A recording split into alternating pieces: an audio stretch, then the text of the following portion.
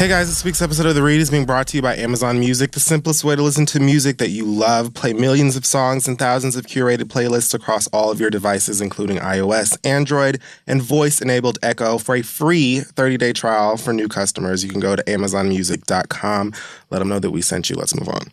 Hey guys, today's episode is also brought to you by Quip. Quip is the new electric toothbrush that cleans like premium electric brushes, but without the high price. It packs just the right amount of vibrations into a slimmer design at a fraction of the cost of the bulkier traditional electric brushes, and Quip starts at just $25. So if you go to getquip.com/theread right now, you'll get your first refill pack free with a Quip electric toothbrush. That's your first refill pack free at getquip.com/theread, getquip.com/theread. Let them know we sent you, and let's start the show.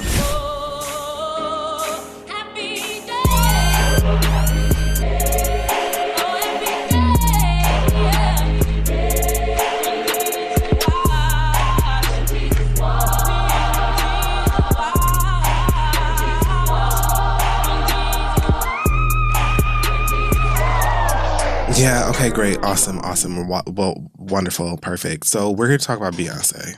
Oh, okay, fantastic. I was trying to figure out what episode this was of Golden Girls. No, we're not. That's fine. It is not any episode. We're here to talk about, obviously, one thing and one thing only. Mm-hmm. And that is what Beyonce did to us at Coachella this past weekend. Okay, amen. Black excellence. Oh, welcome to the show. I am Sean Hannity's Karma. And I am getting to the money. This is The Read. Black excellence. Beyonce, what the fuck? I thought for half a second you might say somebody who wasn't Beyonce. Like maybe there was something else. But the no, first black woman woman to headline Coachella. So ain't that about a bitch? She is. I just. She said that. She continues on the stage to she just keeps giving it to us. And every time somebody's like, oh my God, you do too much. Oh my God, y'all act so crazy about her. Da, da, da. It's justified. She earns it every fucking time. That bitch goes out there and kills it. And she always outdoes nobody but her own damn self because she's not worried about anybody else. Don't and yet she just continuously tops it every fucking time. I mean, we could literally go through the whole show because I was awake for all damn near 2 hours of that. She had me up looking at whoever the fuck Post Malone is, waiting for him to get his ashy ass off. Because you need to go, girl. I don't know who you are. I'm sure you had a lovely time. Your hour has completed itself. Who in the African American ball sack had the nerve to place Post Office before Beyonce and then have, I guess, sets running late? I don't know who was late or what happened or whatever, but I was told that at a prompt 2:10 a.m. Eastern Standard Time that Beyonce was going to be smashing in skulls and spinal cords. And so for me to be on your streaming service, Coachella, at 2:10 a.m. Eastern Standard Time, looking at this disheveled, filthy, just dirty white boy. White man. My God. And I thought he was every bit of 48. He's like 23 years old. I looked at this when I got there at 2:10 and he was like performing a song. I'm like, all right, festivals. All right, I'm expecting that he's about to, get off of the stage and then it's going to happen. This nigga said, my next song or this next song is called about 3 times. Right. And I'm like, So I just figured that somebody was gripping Blue Ivy by both of her shoulders, preventing her from going out there and receiving the mic because it was inexcusable. I was just so confused. I'm like, literally the only thing that would make this okay is if Beyonce was like, tell him to pull 3 more songs out of whatever the fuck his repertoire is. I don't care if they're covers. It was just... whatever it is. I don't care if the bitch is up there with a harmonica not doing nothing but humming and tapping his foot. I really don't give a shit. I just need an extra 15, 20 minutes. Like, that's the only thing that would have made me happy. I was just so annoyed. But I had also just beat Breath of the Wild like 10 minutes before that. Congrats. Yes, I finally defeated Ganon with his bitch ass. So I was already like riding high. I was like, yes, I got done right before Beyonce. I'm finna go into my queen, get my life. And Coachella was like, hold on, bitch. Let's put a damper on all that enthusiasm for just a moment. Like, calm yourself. But then he got his ass out the way and it was time for the real show. So, bitch, I knew as soon as I saw that bitch with the snare drum, I said, God damn it. Yes, God. Here we go. HBCU. And do not forget the B. My God. So good. So good. It gave you, drumline right at the beginning, and all of the girls split apart. And here is the queen. Nefertiti. In her Nefertitties. Yeah. Not the Betsy DeVos version, but the real one.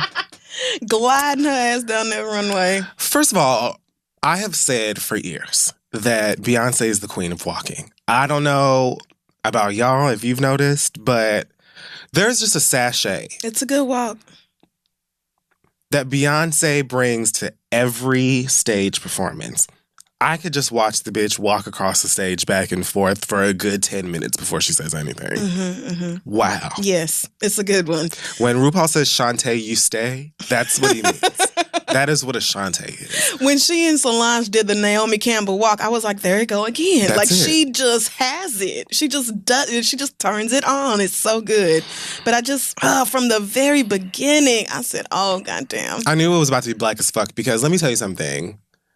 Name a black person that doesn't like drums. First, none of us.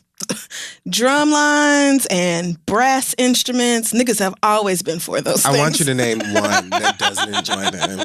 Except for y'all that have like toddlers that you fucked up and bought them a drum set. Oh my God. And now you hate your life. Yes, my little brother was like a natural prodigy, and so somebody at the church gave us a professional drum That wasn't set. their job. That wasn't their My mama business. was pissed. Why would they do that? It was a full drum set too, with the bass and the cymbals and everything. Because he was natural. He had never had lessons. But this ain't your household. I would have been livid. Oh, she was so mad. Oh, she was so mad. Those are the only people who hate drums. Everybody else is like all for it, especially football season, HBCUs, the whole tradition of the black marching band. She was clearly steeped in it. Houston is very much a part of that culture. Very much. So the South. She was just right. It's right. It's specifically Southern HBCUs, but still not really, nitpicking that point. Right. It just is what it is. It gave me Florida Classic. And she came right out like she was captain of the dance squad. And them when I saw them fucking majorette boots, I said, oh, this bitch is giving it to us on today. Yes, God. Everything about it was just like, I know my parents love me. Stand behind me, come with me. It was just such a different world. I hate you so much. Than where, I personally come from, or maybe where you come from, probably where you come from. We'll get to the crowd later. So much blackness. God, it was so black. I have loved J-setting Beyonce since Single Ladies. I've been appreciative of J-setting Beyonce since Single Ladies. Shout out to Jackson. You should be very proud of yourself. So for her to have all of these bitches and then the lines were just magnificent. My God. When those dancers hit that very first squat, the dun, dun, dun, dun, dun, I was like, okay, this is what I'm here for. Yes. This is what I'm here for. Homecoming. This is what I know niggas will drive miles and miles and miles and miles and miles to go to the right game. I never even gave a fuck about the football games. Like FAMU versus Bethune or whatever. Like I still don't give a fuck about football. I was there for the bands and for the dancers showing their ass like many other Negroes that go to those things. So for them to hit that shit and then Beyonce comes up out of the stage at the top of this fucking pyramid or whatever and hits it again, glides down the stairs, gives you some more of it. The lines were just perfect. I felt like a dancing doll. And I noticed as somebody who used to be in a black marching band, I'm like, first of all, these niggas are hitting it. Like, even the band, especially the band. Like, y'all are on these 90s. Like, these knees are where they need to be. Niggas is sharp and on fucking point. Everybody. Yes. The niggas online, that Bugaboo line or whatever, did the same damn thing. Moves is just sharp. Everybody is out there executing. I know she had a bunch of people who were like, literally, I think I don't know if it's FAMU or what school it was, like a bunch of the drummers or whatever went there, but it was clear that everybody was like very aware of their purpose and what they were supposed to be doing on stage. This. Like, this is what I like Issa do. says. Yes, I do this. We do this. This is me. This is my culture. This is some black ass shit I wanted to do. When that bitch mixed Freedom with the Negro National Anthem. I cried. I said, oh no, we're actually not ready. It was actually See Murder Down for My Niggas into Freedom. Yeah. And then Freedom is the Negro National Anthem. And I think that went into formation. Yeah, it did. But I just know that white people must have been like, what? So lost. I said the same. Is this a deep cut? Shit. I said the same exact thing. Never heard this ballad. Was this with the Dangerously in Love Deluxe? Is this I Am Sasha Fierce? Because I didn't listen to I Am too many times. This must have been one of those Japanese deluxe exclusive editions. You know how they put out No, bitch, it's not dreaming. It's not. You're not dreaming. You're wide the fuck awake, and this is really happening to you. I could not believe she had the nerve. I could. Beyonce don't give no fucks no more because she does not have to. She played y'all's games. She did, what she was supposed to do. She built up the career and the fan base and all this over the past 20 years or whatever. She has done that. And now she is in a place, like she told Miss Tina, where she can do whatever the fuck she wants to. And she can be black as hell with it. And if it's going to be a bunch of drugged out white kids standing there like they don't know what the fuck is going on, then oh well. Y'all just gonna sit there and not know what the fuck is going on then. Maybe it's not for you. It don't matter. Huh? Maybe it's not. Maybe Beyonce is not for you anymore, white people. How you feel about that? Maybe you can then, Google the lyrics to this song you never heard. They were so confused. And get your history. Is this a remix to Halo? I don't understand. I never heard this. God damn, it was so good. But then she... You know what? I think that, I was full from that moment. Yeah, that really Down for my niggas, and then Freedom, and then Lift Every Voice, and then Formation. Oh, I was laid out, nigga. So I need all of the, what would it be, Beta, Delta, Kappa? I mean, technically, but who knows what Beyonce is calling it. I don't know. I don't care. I need all of the regalia.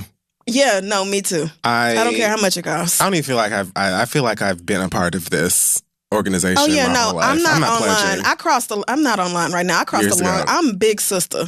Years ago. I'm big sister. Me, myself, and I. Long time ago. First of all, I know B's, yellow and black, but I have said for so many years that niggas blacks looks so great in yellow. We do. Lupita has shown that black skin looks pretty great in all of the colors, but there is just something about yellow and the shades of it that just... We look great. It is the color, and I've wanted to do like an all-yellow party for a long time, but I know niggas in dress codes, we don't enjoy that.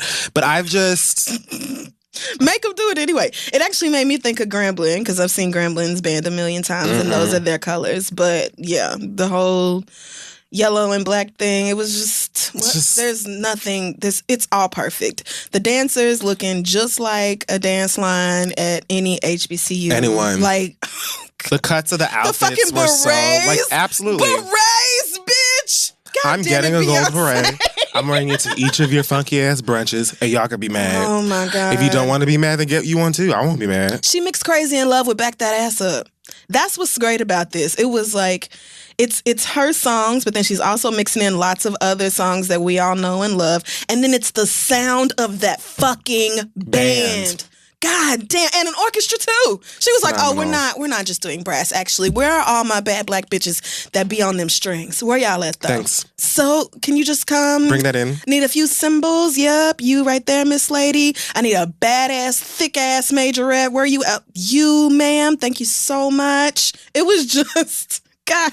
Where was the beat that was missed? I'm so confused. Well, no, there wasn't. It literally was not there. The camera placement. So good.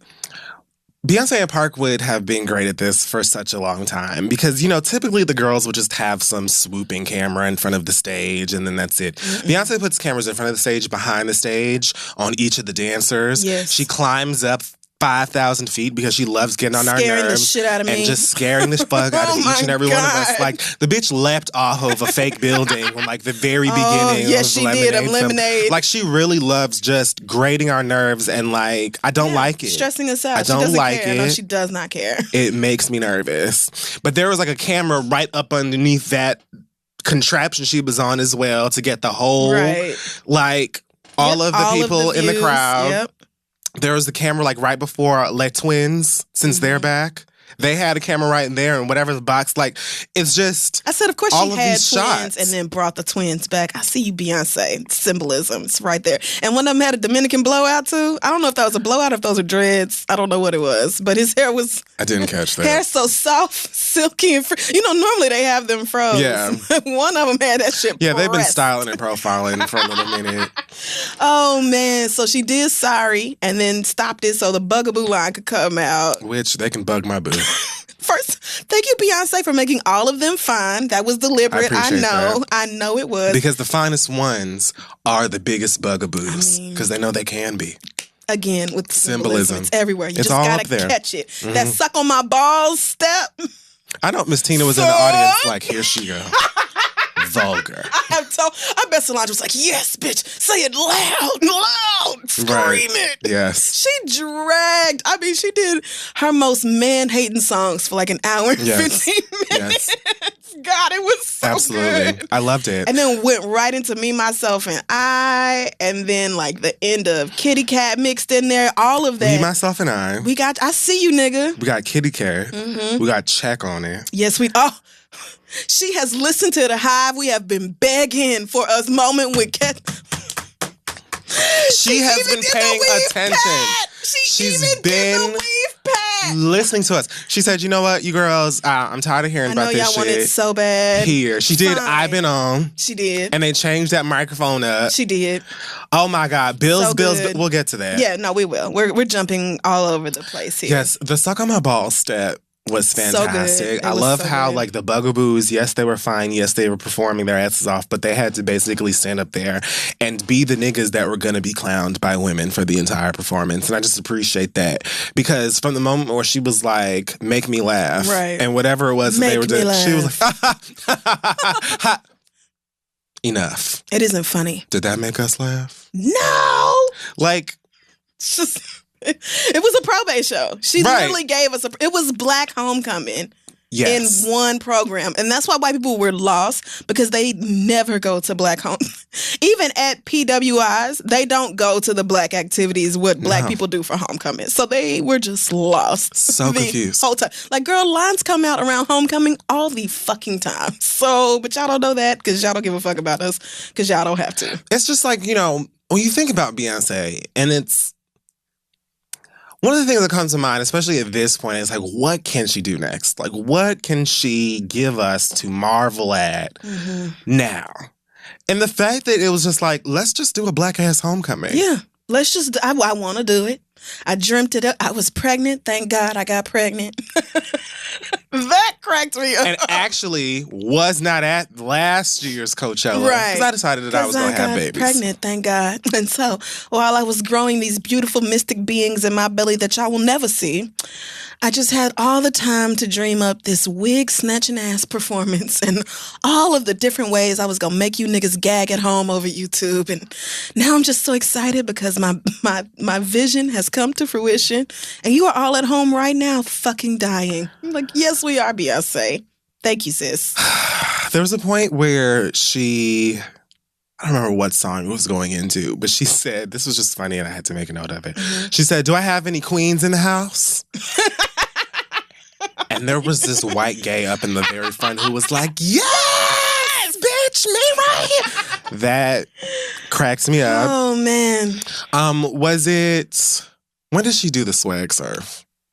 Ooh. You niggas love that goddamn song and dance. Like it was Drunken Love. Yes. Surfboard. She stopped. Remember, she did a pause on Drunken Love so she could get her ass down off of that crane. Right. And get back on the stage. And then picked back up and everybody was doing the snap and the swag surf and all this. And I was just like, God, like white people recognize swag surf. Yeah, they do. But I don't know if they realize that it's like right up there with the electric slide. Right, like we do at this point. At every function. All of us. We'll never stop. Young, it old. will never get old. Big, small. Everyone does it.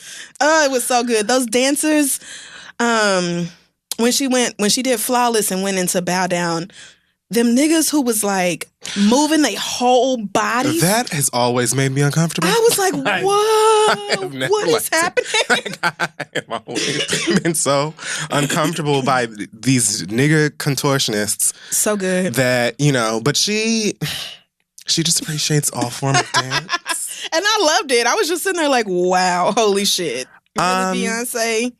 Really, girl? Here's a reason why Beyonce will always get tickets. Always get me to buy tickets to whatever the fuck she about to do, except Coachella, because I want him to stand out there with all you musty ass honkies. I'm not doing that. And all of that shit, because again, I will get to... Matter of fact, I'm going to do it right now. Okay.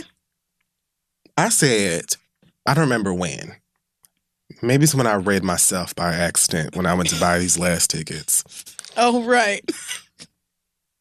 But I did mention that a lot of white people who have money get tickets to Beyonce shows, not because they're huge Beyonce fans, but because they know it's the place to be. Right.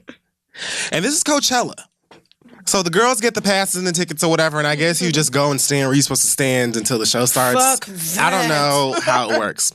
Fuck that. Y'all weren't loud enough for me. Y'all were not appreciative enough for me. You did not show out the way that you should have been showing out for the queen. Y'all really don't deserve. You did not deserve the majority of what you were given. Now, I know there were parts like, when she did like the little kitty cat segment. I brought you some because I know you're not feeling good. Thank you. I would love it. Friendship. And I know there was a part of... There's some tequila if you want to put some in there. I won't, but I appreciate the thought. Well, I will. With mango? I love Simply Nigga. Yeah, they just make it with mango in it now. Yeah, they just put all kinds of fruit. You sure you don't want none of that? What the fuck is that, Don Julio? It's De Leon Platinum. 100% pure agave. That is the most fanciful ass bottle I've ever seen. It's really good. I'm going to say somebody gave me this. Niggas come over and they just bring bottles. I have a bunch of bottles sitting in my cabinet that I've never opened or anything. So I just decided to start drinking that. And it's delicious. So, anyway, Beyonce though. There was a moment during Kitty Cat where it was like a cappella. And I heard plenty of y'all. So thank you for the Beehive for actually being there and being present. Shout out to the black people scattered throughout that crowd who did their fucking best to represent. They did. I saw y'all. And I know many of y'all were not even, in places where you would have liked to be in terms of... where you deserved. Where you deserved to be because, white people. But... I did not appreciate the fact that y'all didn't go up the way that you should have been going up. And I understand that you were given a whole bunch of blackness that you have probably never seen in your life and may never ever see again. But when the fuck Beyonce is on stage, when Blue Sir and Rumi's motherfucking mama tell him get in front of you to do any goddamn thing, you show appreciation. Because there are bitches who have never been to a Beyonce concert, who have celebrated her for as long as they have known about her. Plenty of them their whole lives. For plenty of people, thank God we're going to Essence because I still ain't seen Janet. Oh, yes. Ooh, I have. And I have loved Janet since birth. And it was everything, nigga. You are going to shit. She is so good. Think of all of the people who either didn't have the funds or did not have the time. Right. There's plenty of people who had kids and nobody could watch them, who don't get to go to these fucking concerts. And you, bitch, just because you got a mama or a daddy or somebody rich who gave you the coins, who never even fucking heard of Coachella and sent you out there to the desert to be musty. Act like you got some goddamn sense.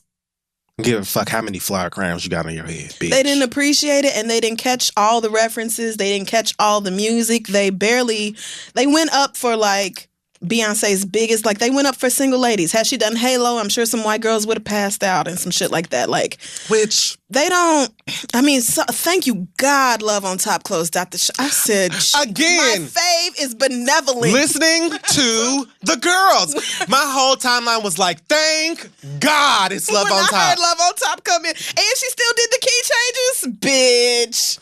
I'm tired of her. This is the reason why I will buy a ticket to anything that Beyonce is going to perform at, because it doesn't matter if she's releasing a new album, video, whatever. Her medleys are golden. Yeah, they are. They perfect. Fucking are. And they're never they're so the same. Good. They're not. Even when she takes choreography that she has been doing for a while, it's always tweaked. She gives you a new beat. She always updates it. It's always updated. So at this point, it's your responsibility as a fan to learn these fucking 8 counts and to know what comes when and how it's done and catch up. That getting to the money, whatever that. Favorite piece. I really think my cells started to fall apart. Dance. Like throughout that whole thing. Dance. First of all, shout out to you and Asante for putting me on the OT Genesis maybe a month or two ago. Mm-hmm. Downloaded a bunch of his songs, loved like lots of, good hood nigga trap shit if you like that sort of thing, as we know I do. But that song and then it being like a black band remix, oh, bitch. And then just like with black bands, with like the leader starting it off and then everybody else copying or mirroring or whatever y'all call it. It was just so fucking good. She threw Nina Simone in there for y'all's asses. You wasn't ready and you didn't appreciate it. You didn't know what she was. I gagged when she did Sister Nancy and that whole, every time she does anything islandy, Jamaican or whatever, it gives me life. But when she sang that song, I could have just fallen to pieces. Like, recognize my homelands, please, Queen. Thank you so much. Yes, we love a queen who unites the diaspora. She's like, yes, I am Black American as fuck, and yet Black people have contributed so much across this globe. I'm just going to give you a little taste of us from all these different corners, bitch. So good. When she had everybody go off stage except for them niggas who was lined up on the bleachers for, I think it was Bow Down or something, and she was just laying down at the bottom looking like she was asleep. I said, bitch, you better take a nap. You better just go ahead and rest. Just go. It's her stage. Right. It's hers. And if she wants to sleep, then she will. Khaled came in over the sound speaker talking about, so just so everybody knows, we don't know what Coachella is, never heard of her. Welcome to Beychella. That's new. He said, that's what new name alert. Yes. And she did top off too. Yes. She did not shy away from saying nigga or having nigga play. Yes. She kept saying it. Yes. All of the realest nigga in the room. Every curse word, really. So, oh God, I'm so happy. And I love cussing Beyonce. Me too. But like this is, I recognize that she didn't pull the mic away from her face or falter on any of the curse words. Woo. She was like, yes, I say when he fuck me good, I take his ass to red light. She was just cussing because I'm a grown ass adult and I say what I want. And who is going to fight me about it? What are you going to do about it besides nothing? She brought them bugaboos back to step into 7-Eleven, and then the dancers came back and they had on, again, things that I recognize and remember from my days in the marching band, them long-ass white gloves that nobody would wear at any other point in time for any reason are perfectly normal and acceptable and even cute in the context of a black band. It's just like, goddamn, little things. No stone unturned. It's little it's things in the like details. that. And she is queen of the fucking, you got the details together, the big picture will always come out right. It's just like, oh, God damn it. What a black ass good time. It was so fun. Like Beyonce has, like you said, being from Texas, and you think of places like Texas, you think of places like Mississippi, you think of like Mississippi, when you Louisiana. think of Baton Rouge and think places like that. I've gone to so many Battle of the Bands. I've gone to surprise. So many. Georgia, can't forget Georgia for y'all. Rise up and get mad. Sorry. Do not forget y'all. Florida, you also. The girls. We're not letting y'all. We're not forgetting none of you niggas. But yes, it was just, she just knows what she's doing and it's authentic and she means it. And the pride and the passion that she has for her work is right there. I'll be so depressed when if I was say confused. All you niggas are lazy, all of y'all are lazy. Get your lives together. God damn. Only all other y'all person, are lazy. Only other person at Coachella I saw putting in almost as much effort was pregnant ass Cardi B still popping that pussy. And that's because that baby was up on her bladder and shit. Like, oh no, ma'am, we're not. And even Cardi, I mean, she gave you some. She gave what was expected and what made sense for her to give, given that, Beyonce has a good 16 years in the game more than she does. Like, I was not expecting Cardi B to come out and give us, Cirque du Hole. That's why I saw somebody call it on Instagram. Cirque du Hole. I'm sorry, I forgot who it was who said it. But she was cute and looked very left eye, and it was, a great performance. She's just having so much fun. She looks so much happier now that she's not hiding the pregnancy anymore. Yeah. So if you having a good time, I know that baby was like, well, damn, girl, we getting our cardio in today. I mean, I guess. Shit, you trying to snap back. Can a bitch get a sausage or can I get something to eat? Why you up here doing the most? I know her fetus was like, okay, girl, chill. But anyway, it was Beyonce. The amount of work Beyonce puts in, you can't pull off nothing like that with 2 weeks of prep and then you go in from 11 to 3 and think everybody else is just going to figure it out. But the gag is... She probably does. No, Beyonce probably be like, I feel like we have 7 days. She is on everybody's ass. Yeah. She is on everybody's ass. Them NDAs got to be signed. We taking copies of your ID. You bitches better not fuck with me. I'm looking at everybody's Instagram. You do not play with me, bitches.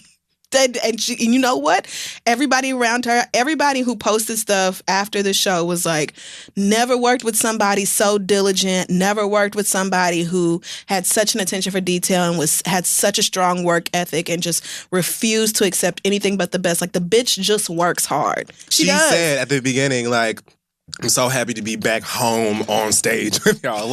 She's like, oh, she's coming. Babies are out. They're healthy. You know what I'm saying? They're already smarter than most people. Back to work. Mm-hmm. She loves performing. She loves her job.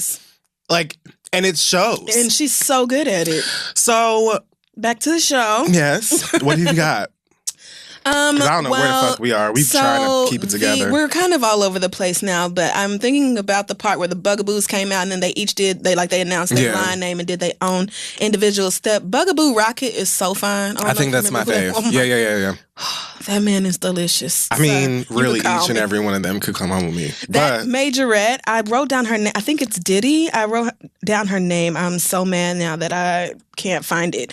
But Asante was like, I know that girl. She's from Atlanta, and apparently she's just known as a bad bitch. Yeah, I saw a couple people shouting at their homegirls. And Diddy Ima, she's Nigerian. So she posted, That's a cute ass name. She's adorable. And goddamn, her body is just sis, how do you look like that? But she came out with the double batons because the feature Majorette always has a show for you niggas. So Mama was like, and I'm not dropping nothing. At first I thought she was gonna light one of them on fire, just really just fuck it up, girl.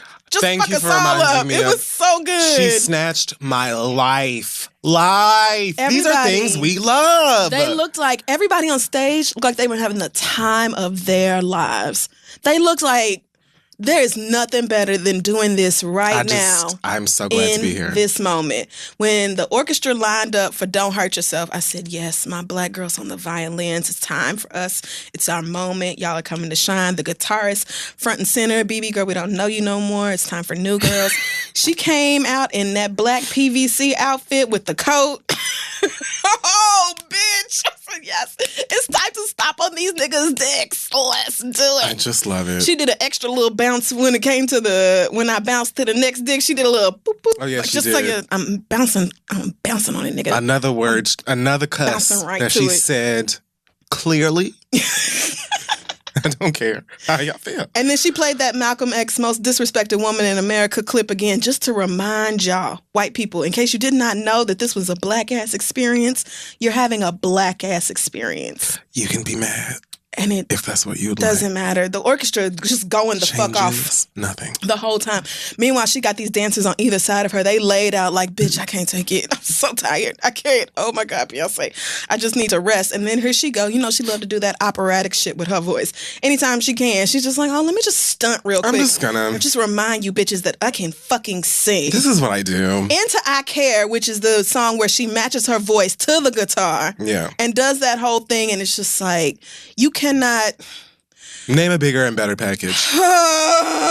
name a complete bitch besides me. I am just no one. I love that when things go wrong, like her titties is flying out of this Balmain outfit, and at the point where she was singing and she had to take that earpiece out, something was fucked up. I didn't even notice that. Yeah, she never stops. She never is like, fuck it, what's going on, run it back, no, I'm not going out there, I'm not doing it, blah, blah, blah. She just rolls with the fucking punches and continues to give you an amazing fucking show. I don't even think that it's like a thing. It's Beyonce will probably go back on her MacBook after the show, whatever, and catch little things and be like, ugh, and be like so mad at herself. But for the viewer, it's like, right. I don't even know. If she misses like a little dance step or something, I'd be looking at the backup dancers like, what the fuck are y'all doing? Y'all should have fucked up like her. You should have messed up too.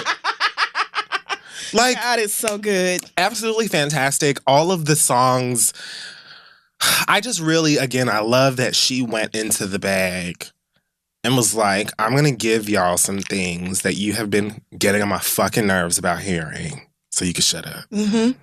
And I loved. She did. At first, when y'all were talking about a Destiny's Child reunion, are we even at that point?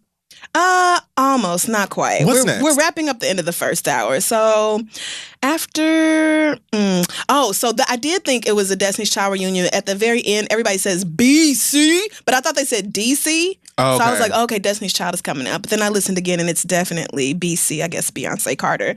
But she did Partition into Beyonce. The band came back out for Mi Gente. Blue got her shout out like she was told she would. I know. Mi gente, my bad. Y'all know I don't know Spanish. Mi gente, that's what it looked like to me. Oh, whatever. But Blue was backstage with her little headphones like, and where is the Azul? Okay, yes, Azul. And she made sure to say shout out to Blue. Sure, I heard my part. Right. Thanks so much, Beyonce. Okay. She took Drake's little breakdown from mine, but still had the country ass, black ass band behind it. That's the thing. like the music. It was the music that said it more than anything else. Like she just, god damn, it was so good. And it's not even like a Beyonce thing for bands to do this. Any like black ass game or whatever you go to, like I'm sure it's bands right now that already know Nice for What, and they're getting ready to perform I'm sure. it. You know of course they are. So if they haven't already, right? If it hasn't already happened, so like that's like. Yes. You know what I'm saying? It's not even a huge gag or whatever, but it is because it's Beyonce and she's doing it with her music. Right. And it just... Baby Boy, You Don't Love Me, full ass ensemble. Everybody is dancing their ass off. Hold Up, she just turned around like, look at my ass. Look at my light-skinned ass. Look at it. It's perfect. This is her new little thickness. Whatever, I don't know what she's calling it. But she just... And Kelly Rowland too. Yeah. Oh my God. Kelly Rowland could not be finer. She just could not. I don't even know. She could not be finer. God was just like, add a little extra.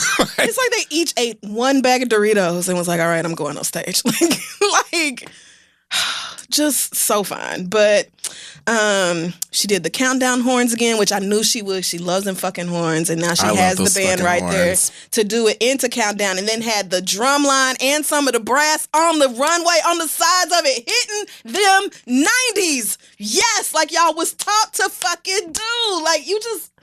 It's ingrained in us. This is what we do. You know what I'm saying? We're born to. And then the end of countdown, she was like, fine, Hive, fine. Check on it, yes. Patting the weed. You may have it. I will do it. Fine, girl. By that time, I'm not going to lie. I was crying. Somebody had sent me like a little picture of the set list or whatever from backstage. Okay. So I was like, I don't know.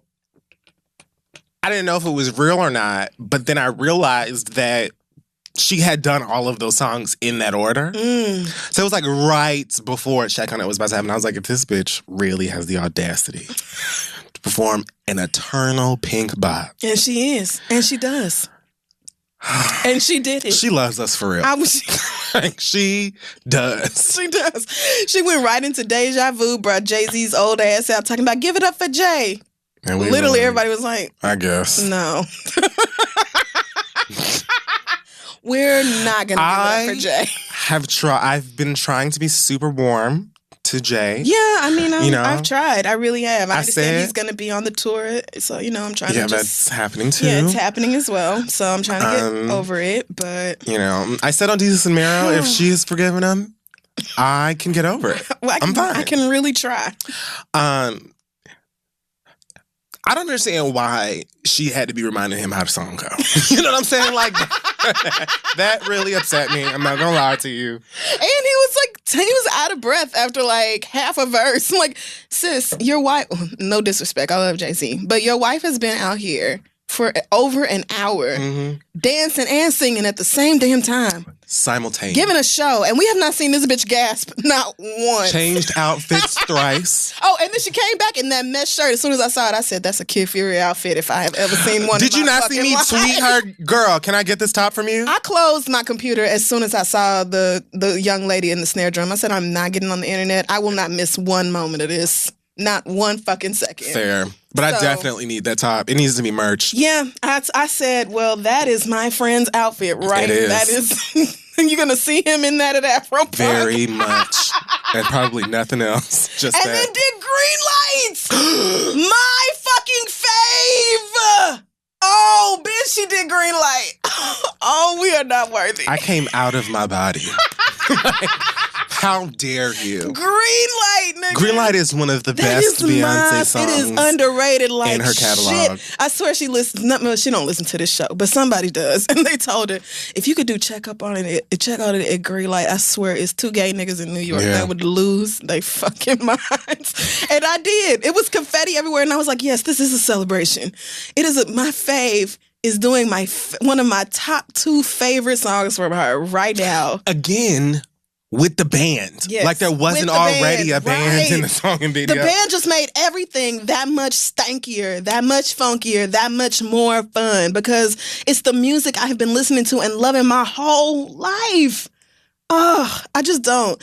And then drugged out white people had no idea what was so going on. lost, but that's your business. It's not fair. The drumline got a feature for Ego. The Symbolist, that's when the cymbals were going off, and that one girl came out in front and was twirling her cymbals all over the place like cymbal niggas like to do. I remember that. I was like, yes, you can't tell a cymbal nigga that they not being extra as fuck.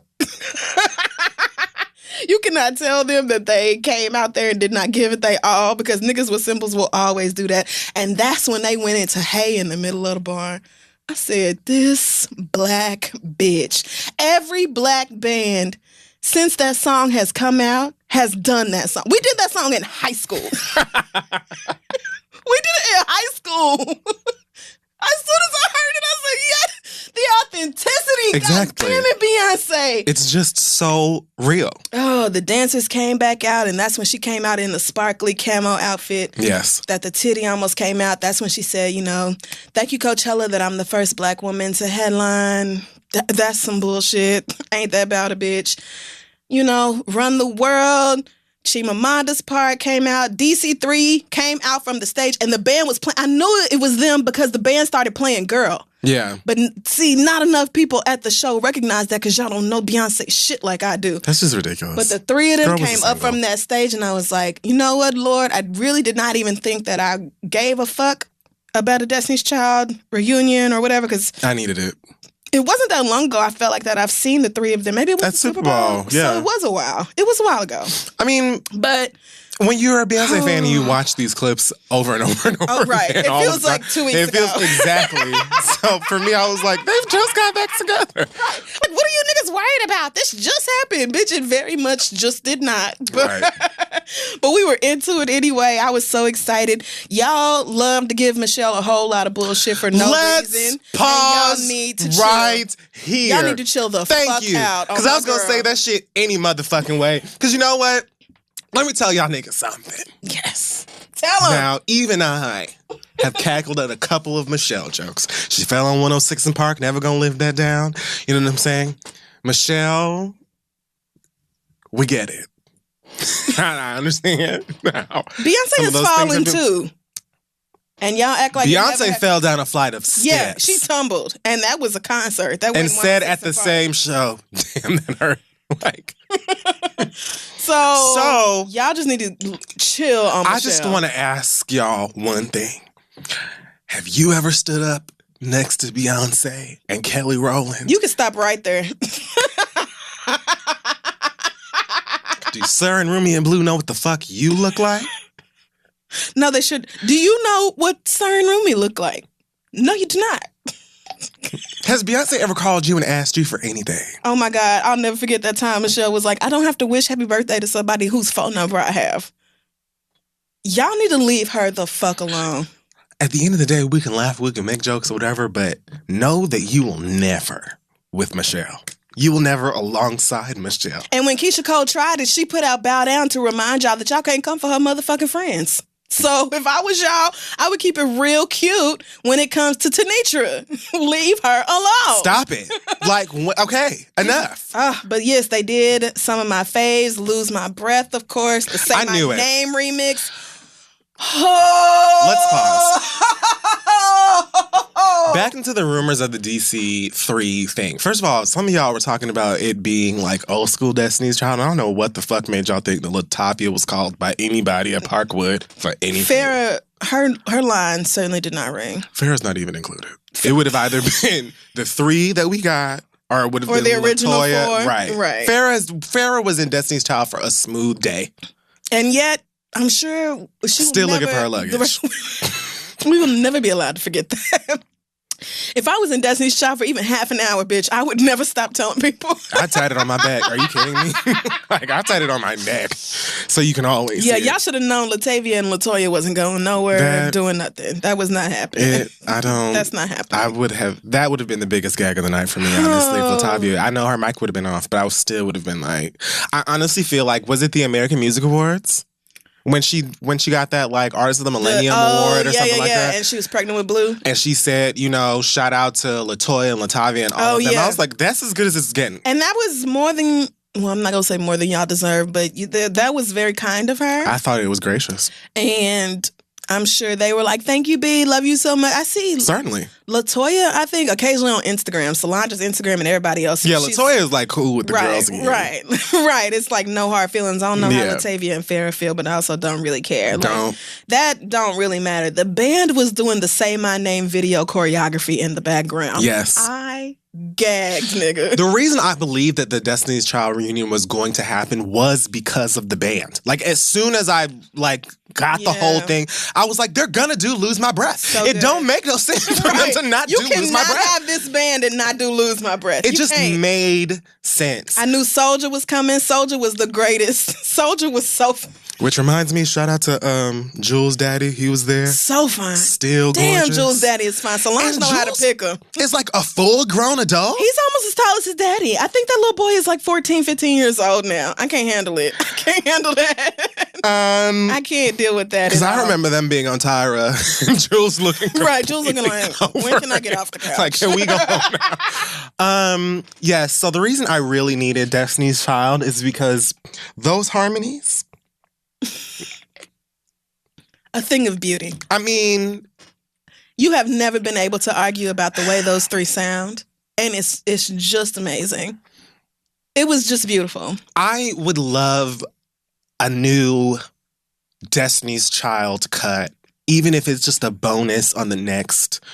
It could be like Beyonce featuring Kelly and Michelle, kind of how they did Michelle featuring Kelly and Beyonce. And it doesn't even have to be no words. It can be oohs and ahs in harmony. I just love their harmonies. The only other girls I could think of that, like the girl group that had harmonies that gave you life like that was In Vogue. You know what? I will not argue with you about that because I'm thinking of, there have been lots of big girl groups, but as far as like voices and the quality of those voices, Destiny's Child gave you all of it. They really did. All of it. They gave you looks. Shout out to Miss Tina. They gave you dance and they gave you voices and they gave you bops. So it was a total and complete package. So you hoes, I mean, y'all just really can't do nothing but be mad and take bad screenshots of Michelle and be like, oh, why she look like this and blah, blah, blah. And young niggas is just hating. When have you ever popped your ass in front of Beyonce? When have you ever? And what would you look like popping your ass next to Beyonce? Maybe you would look a little different or off as well. Clearly, that's Beyonce's Ace Boon Coon, so y'all niggas need to just leave her the fuck alone. Half y'all hoes can't even step in the name of love or hate. Well, we don't step in the name of love no more. I don't do that anymore either, but I'm just saying. But Soulja was so funny. Did you see the part, you know the line where they go, only carry big things, if you know what I mean? Did you see Kelly twirling that mic in front of her crotch like a dick? Yes. Beyonce was like, each and every one of them were so ghetto. Michelle was crip walking. Oh my God. Yeah, so they did Boys Up Top from the BK and the band took a break and did the intro to You Don't Know. And I said, oh, I see what we doing here. And then over there they looking strong tonight and Michelle decided to sea walk with her niggas. And I was like, oh, Okay, so cute. Over there must mean that, like, I don't know what we're doing right now, but I love it because they played California Love, so I'm like, maybe this is a throwback or a reference to the West Coast. And then Kelly went the fuck off for her line. She went off so hard that her boot started to fall, and then Beyonce's boot was like, well, bitch, I'll match you. I'm a fine fall too. Like, I don't care. Well, we could both match. Unison. That's fine, girl. That's fine. But bitch, oh God.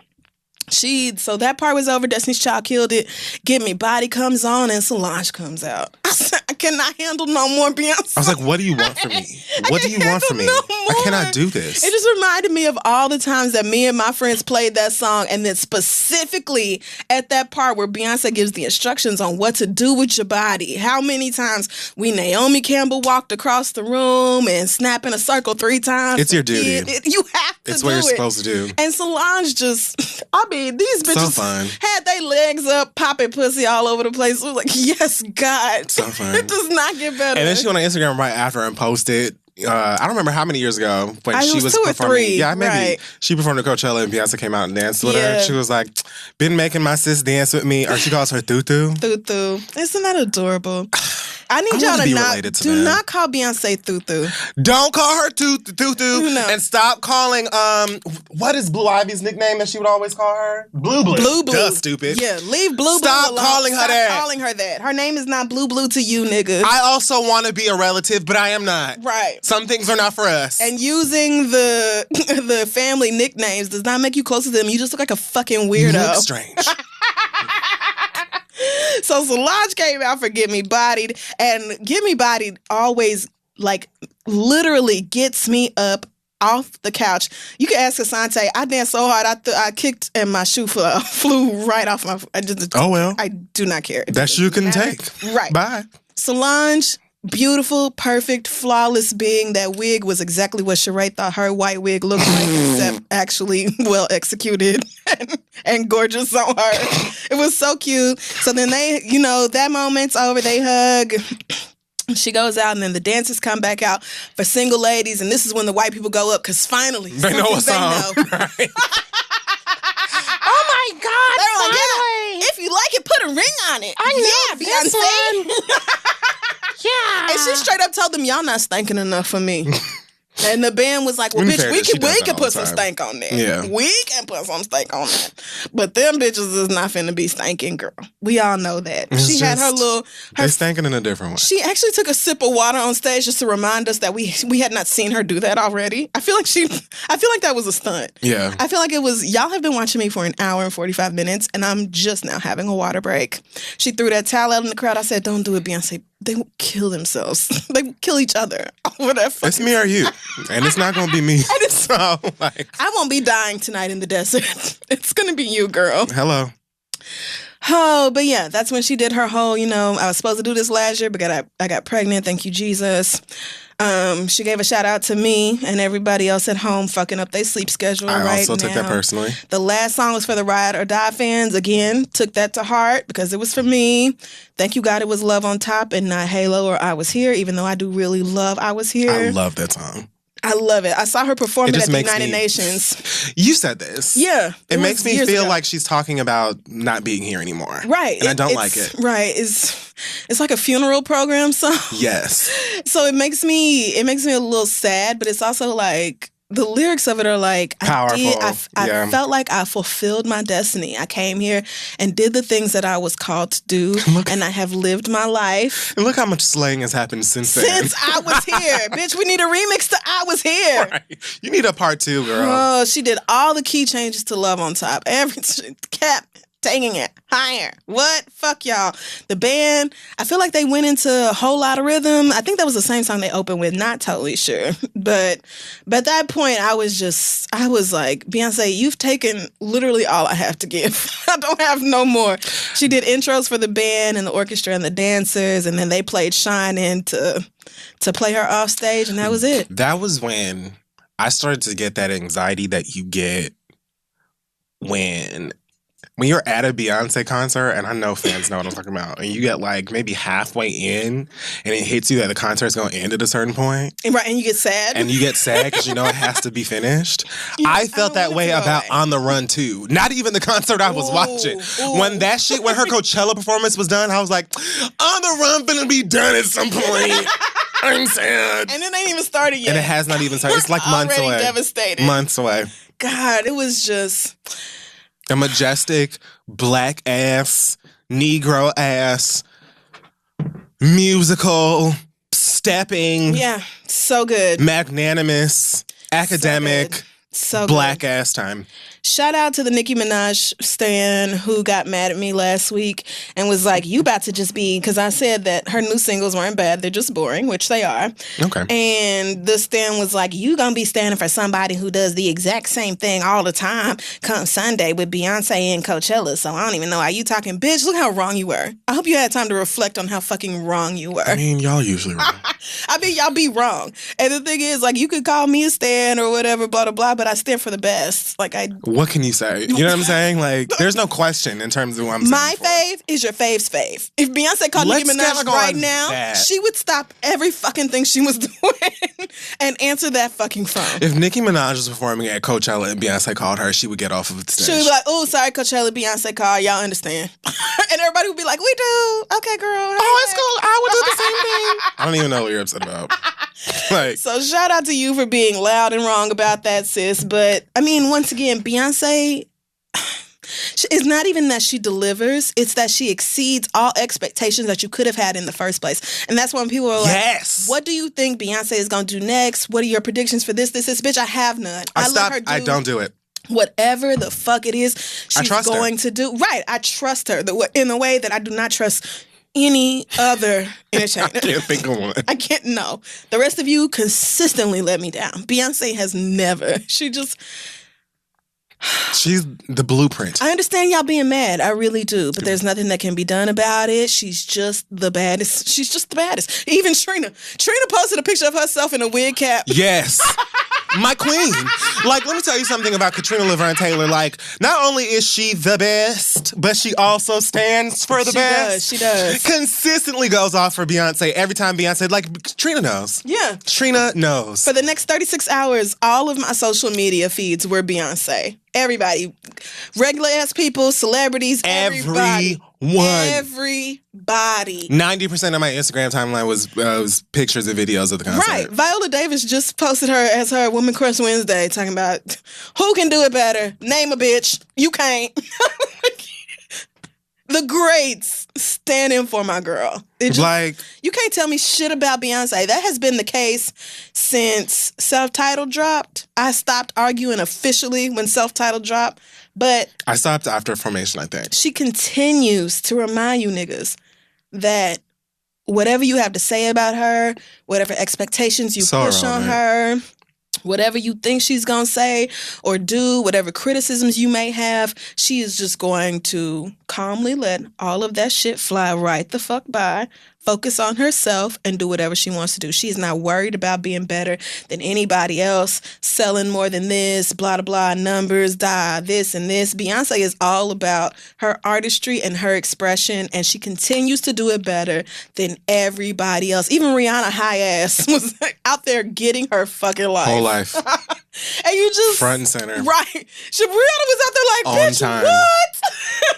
And I was like, let me tell you something. I'm not missing this. Queens recognizing queens, man. I mean, it is what it is. You just have to give it to Beyonce. If you can't give it to Beyonce at this point, then you're just... There's just nothing to say. Like, I remember saying after Formation came out and the cops were mad and white people were mad and all this stuff, I was like, I'm not even entertaining any of this foolishness and I'm not arguing with any of y'all. Like, I don't have to. Beyonce is going to come out again and again and again and again and show you that you don't have a dog in this fight. Like, you don't have... It's Beyonce and then it's the rest of y'all. It's just, that's just what it is. And if you are mad about it, you can be. I'm not going to argue with you because I'm too busy getting my life. I've never been to a Beyonce show and been disappointed. Nope. I haven't listened to a Beyonce album and been disappointed. Nope. Like...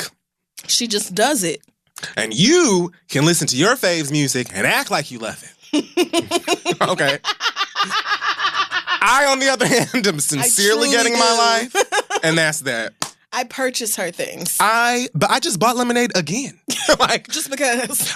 Someone was like, oh, Lemonade is number 1 on the iTunes chart again. Oh, yeah. Just so you girls know. And I was like, oh, yes. Thank you for reminding me. I think they said Destiny Child streams or sales went up like 700% or something crazy. iTunes was like, you've already purchased this album. Would you like to buy it again? I didn't even know you could do that. I was like, yes, I would. Yes, I would. A few more times. Let me gift this to somebody. Or let me just, what? It doesn't even matter. I'm just giving Beyonce her money because she deserves.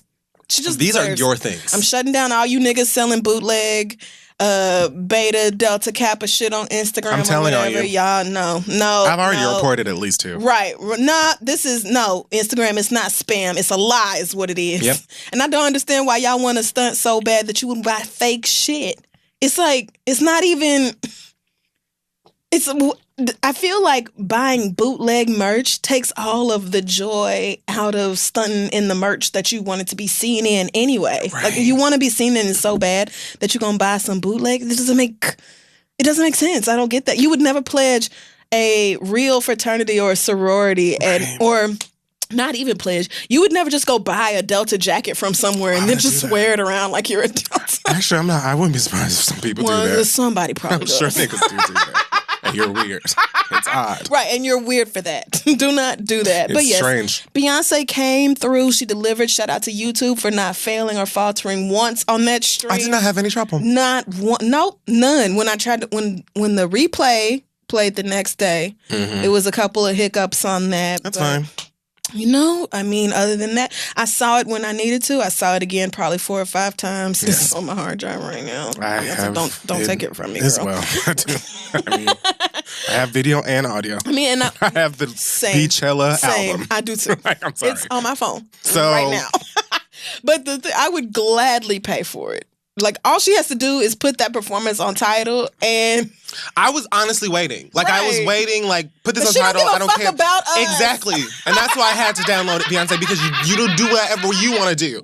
You don't care about the fact that I want to listen to this every day. I will not buy fake merch. I will not do that. I'm not giving y'all money. Can you imagine if you had, like, for Beyonce's art? I'm not doing that. Like a bootleg version of that black satin jacket from Formation? No. With, like, the letters falling off. We'll see. And that says, I'm not doing that. Like, no.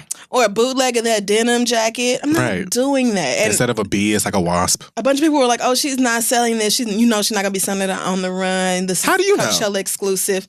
Well, if it is or it isn't, it is what it is. I'm not paying somebody else to give me Beyonce's artwork. I'm not doing that. I can't. So... by the end of the night, I was actually so wired. I thought I was going to be tired. I stayed up an extra hour after that performance was over, just dying. I had to stay up just an extra 30 minutes just in case I didn't think she was going to drop an album, but I was like, maybe she'll drop a link to the merch. Maybe she'll drop Sir and Rumi photos. I was just like, let me just wait an extra 30 minutes just to see if she's going to do anything else. Of course, she did not. I just felt like it was my business. She dropped them kids off in the bed and then that is right. She took a shower and went to sleep. That's right. I'm sure she watched the whole show on the way to her, bed. Whatever she was doing. Other than that, she was like, I'm finished. And it was great. And I'll see y'all again next weekend. I heard next weekend it's not going to be streamed, so. Damn. Yeah, I guess we'll just have to, or this weekend at this point. Yeah. It won't be streamed, so we'll just have to deal, but. I'm so grateful. She did that for everybody. She did that for the niggas staying up at home to watch it on YouTube. Yes. And for the 15 of y'all that were in that audience. Until 4 or something in the morning. And I cannot tell you enough, Beyonce, how much we appreciate you and how much we appreciate the work that you do. And that show in particular, it was just everything. Highlight for me. It was... One of my faves. Oh, and there are a lot of faves. Thank you so much, girl. Thank you so much, girl. Everything. There isn't. I don't even know what else. I feel like that's all I have. That's all I have, Beyonce. I don't even. I have nothing left. I laughed, I cried, I screamed, I danced. Oh, I was hollering. I said, I know these white people about to call the police on me. Because I was screaming, throwing shit at the TV. I definitely tossed my MacBook Bitch, to the side. you better! I was just whatever I could get my hands on, just throwing it at her. Thankfully, I had the You know, my PlayStation has the YouTube app. Oh, so right, I was watching it on my television. Yeah, and my phone has my the YouTube app. Or Right. my phone. My TV has the YouTube app. So I was just like, I had my MacBook in my my lap, and I'm typing, and at some point I just tossed it over. Like I just, what, where are you from? It's not Earth. I don't. No. She just is so good. And at this point, if you are trying to discredit her or underrate her for any reason, that's a personal problem. Yeah, you're miserable. Beyonce has proved herself over and over and over again. Like you angry. Yeah, you're just mad, and it is what it is. But Talk that's space. not Beyonce's business. Oh, that can help. That can really help. That's not even an ad, bitch. Like that's a genuine suggestion. Like, talk to somebody. You mad? Well, I think that's it for me. Any other thoughts or whatever before we go? Beyonce's great. Congratulations to you and everybody who was a part of that show. You, each and every one of y'all, from dancers to musicians, the band, the lights, camera, the action. Each and every one of y'all should be proud of what you did. It was amazing, and I can't wait to go to this concert, even with her husband being there too. All right. Well, I'm sure we don't have any other hot topics. Did anything else even happen? Not to my knowledge. Okay, great. Nothing I care about. All right, then let's take a break. Hey guys, support for today's episode of The Read comes from ShipStation. If you're selling anything online, you're probably going to want to use ShipStation. Getting those orders out of the door and quickly can be very tough. Anybody knows we do. But with ShipStation, you can manage and ship your orders all from one place. It's very easy. Whether you're using your own website, Shopify, Squarespace, Etsy, BigCommerce, WooCommerce, or over 75 other popular selling channels, ShipStation brings all your orders into one simple interface, making them easy to manage from any device, even your cell phone. Use ShipStation to create shipping labels for all of the top carriers, including UPS, FedEx, USPS, and more.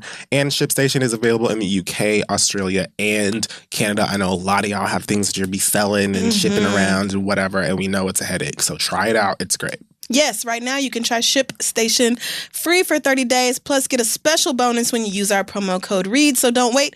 Go to ShipStation.com. Before you do anything else, click on the mic at the top of the page and type in READ. That's ShipStation, SHIP. I struggled some. Me too. Enter code READ. With ShipStation, you can make ship happen.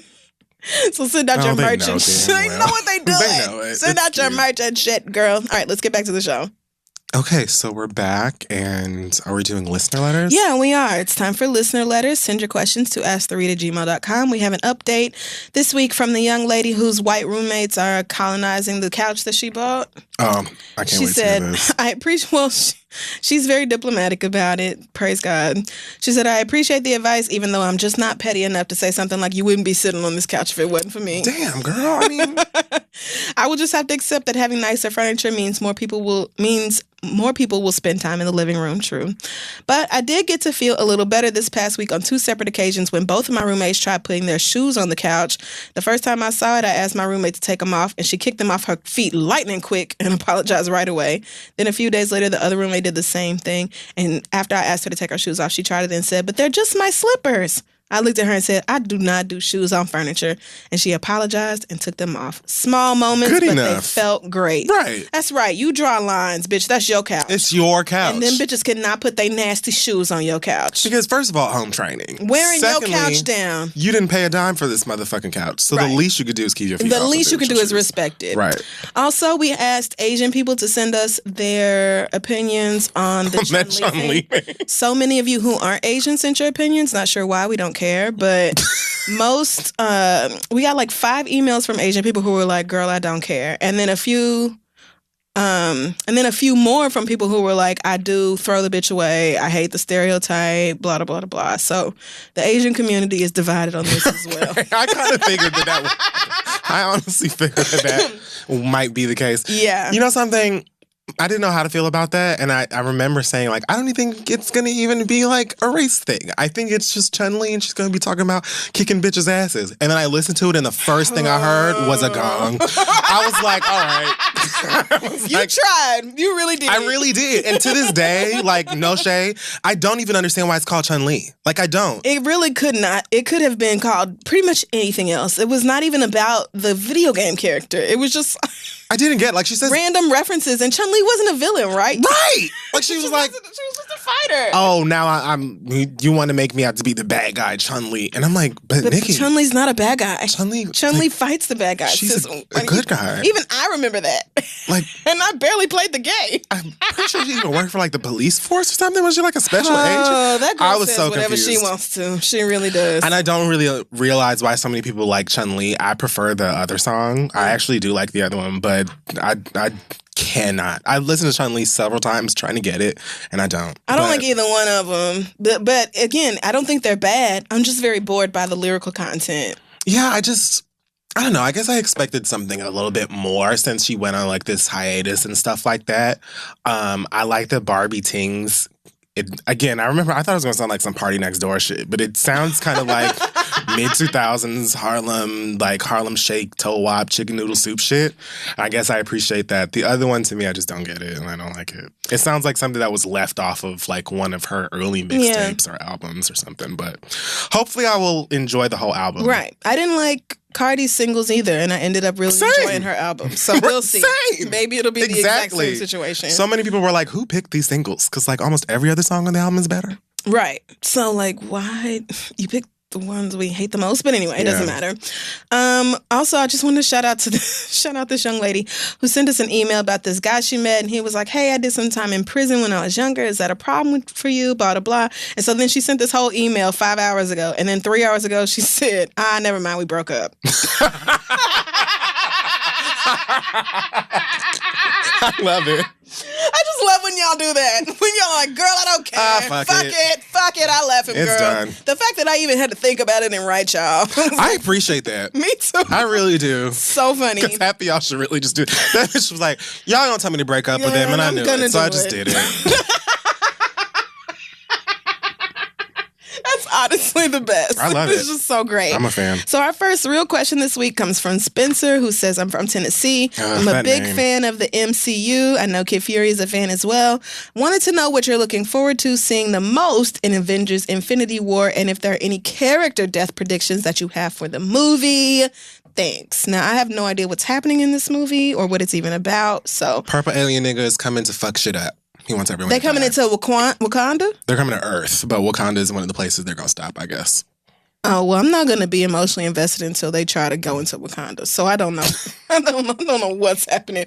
Do you have any predictions on what's going to happen? Captain America's going to die. I don't know if it's going to be this one or if it's going to be the next Avengers film, but that nigga's dead. Okay. I also, I kind of feel like Tony's going to die, but I kind of don't. I feel like Robert Downey Jr. is going to step back from the MCU and then start making like cameos and feature films. I don't think that he's going to die, but... Is Tony the white man that Shuri nursed back to health? No, Tony Stark is Iron Man. Oh. The white man that she was, one of them was Captain America's homeboy. Oh, okay. Who, I think Captain America's going to die. I think that, what's his name? The Vision is probably going to die.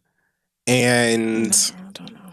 Hopefully they kill Loki. I'm tired of his ass, but I doubt it. Great. So excited for that. I shout out to this artist named, I think his name is Rob Carrera. He made an amazing drawing here of Beyonce beating the shit out of Thanos. How dope. Thanos, that's how you say that. Yeah. So I thought that was delicious, and I appreciate it so much. And, you know, if Beyonce was in Infinity War, she would definitely save the world. Okay, I'm sure she would. You're going to be so confused. You're right, but I'm going to be drunk as well. So what does it really matter? Not much. Shuri's in it. All the girls are in it. That's all that matters. Oh, can't wait. All right. So our next question comes from Monique. This is a lesbian question. I know how many of those. Yes, I do. She says, my wife and I moved to Atlanta from Philadelphia in January. We didn't have much, but what we did have, we packed in our cars and drove. It was definitely a leap of faith. My wife had a job that she ended up quitting, and I was and still am driving for Uber. It is not the best, but it has allowed me to make some money and handle my responsibilities. I'm happy to say my wife has found her perfect job, and I just got hired at a telecommunications company. Even better news, we got approved for a luxury apartment and can move out of the extended stay hotel we've been living in. Oh. Everything seems to be working out, but here's the issue. My wife feels like we don't spend as much time together because she works in the morning and I drive Uber 6 to 7 days a week at night. I always try to spend time with her, but for some reason this isn't enough. I tried to reassure her that we'll get to spend more time together once we officially move in the apartment next week because most, if not all, of my time and money has been spent driving and saving so we can get into this apartment. Also, when I start the new job, I can cut back on driving for Uber, if not stop altogether. But she doesn't seem to understand that these temporary sacrifices so we can get to our ultimate goal are important. We've talked about our goals and what it was going to take to reach them, but now that things are in motion, she is giving me grief and telling me I'm neglecting her.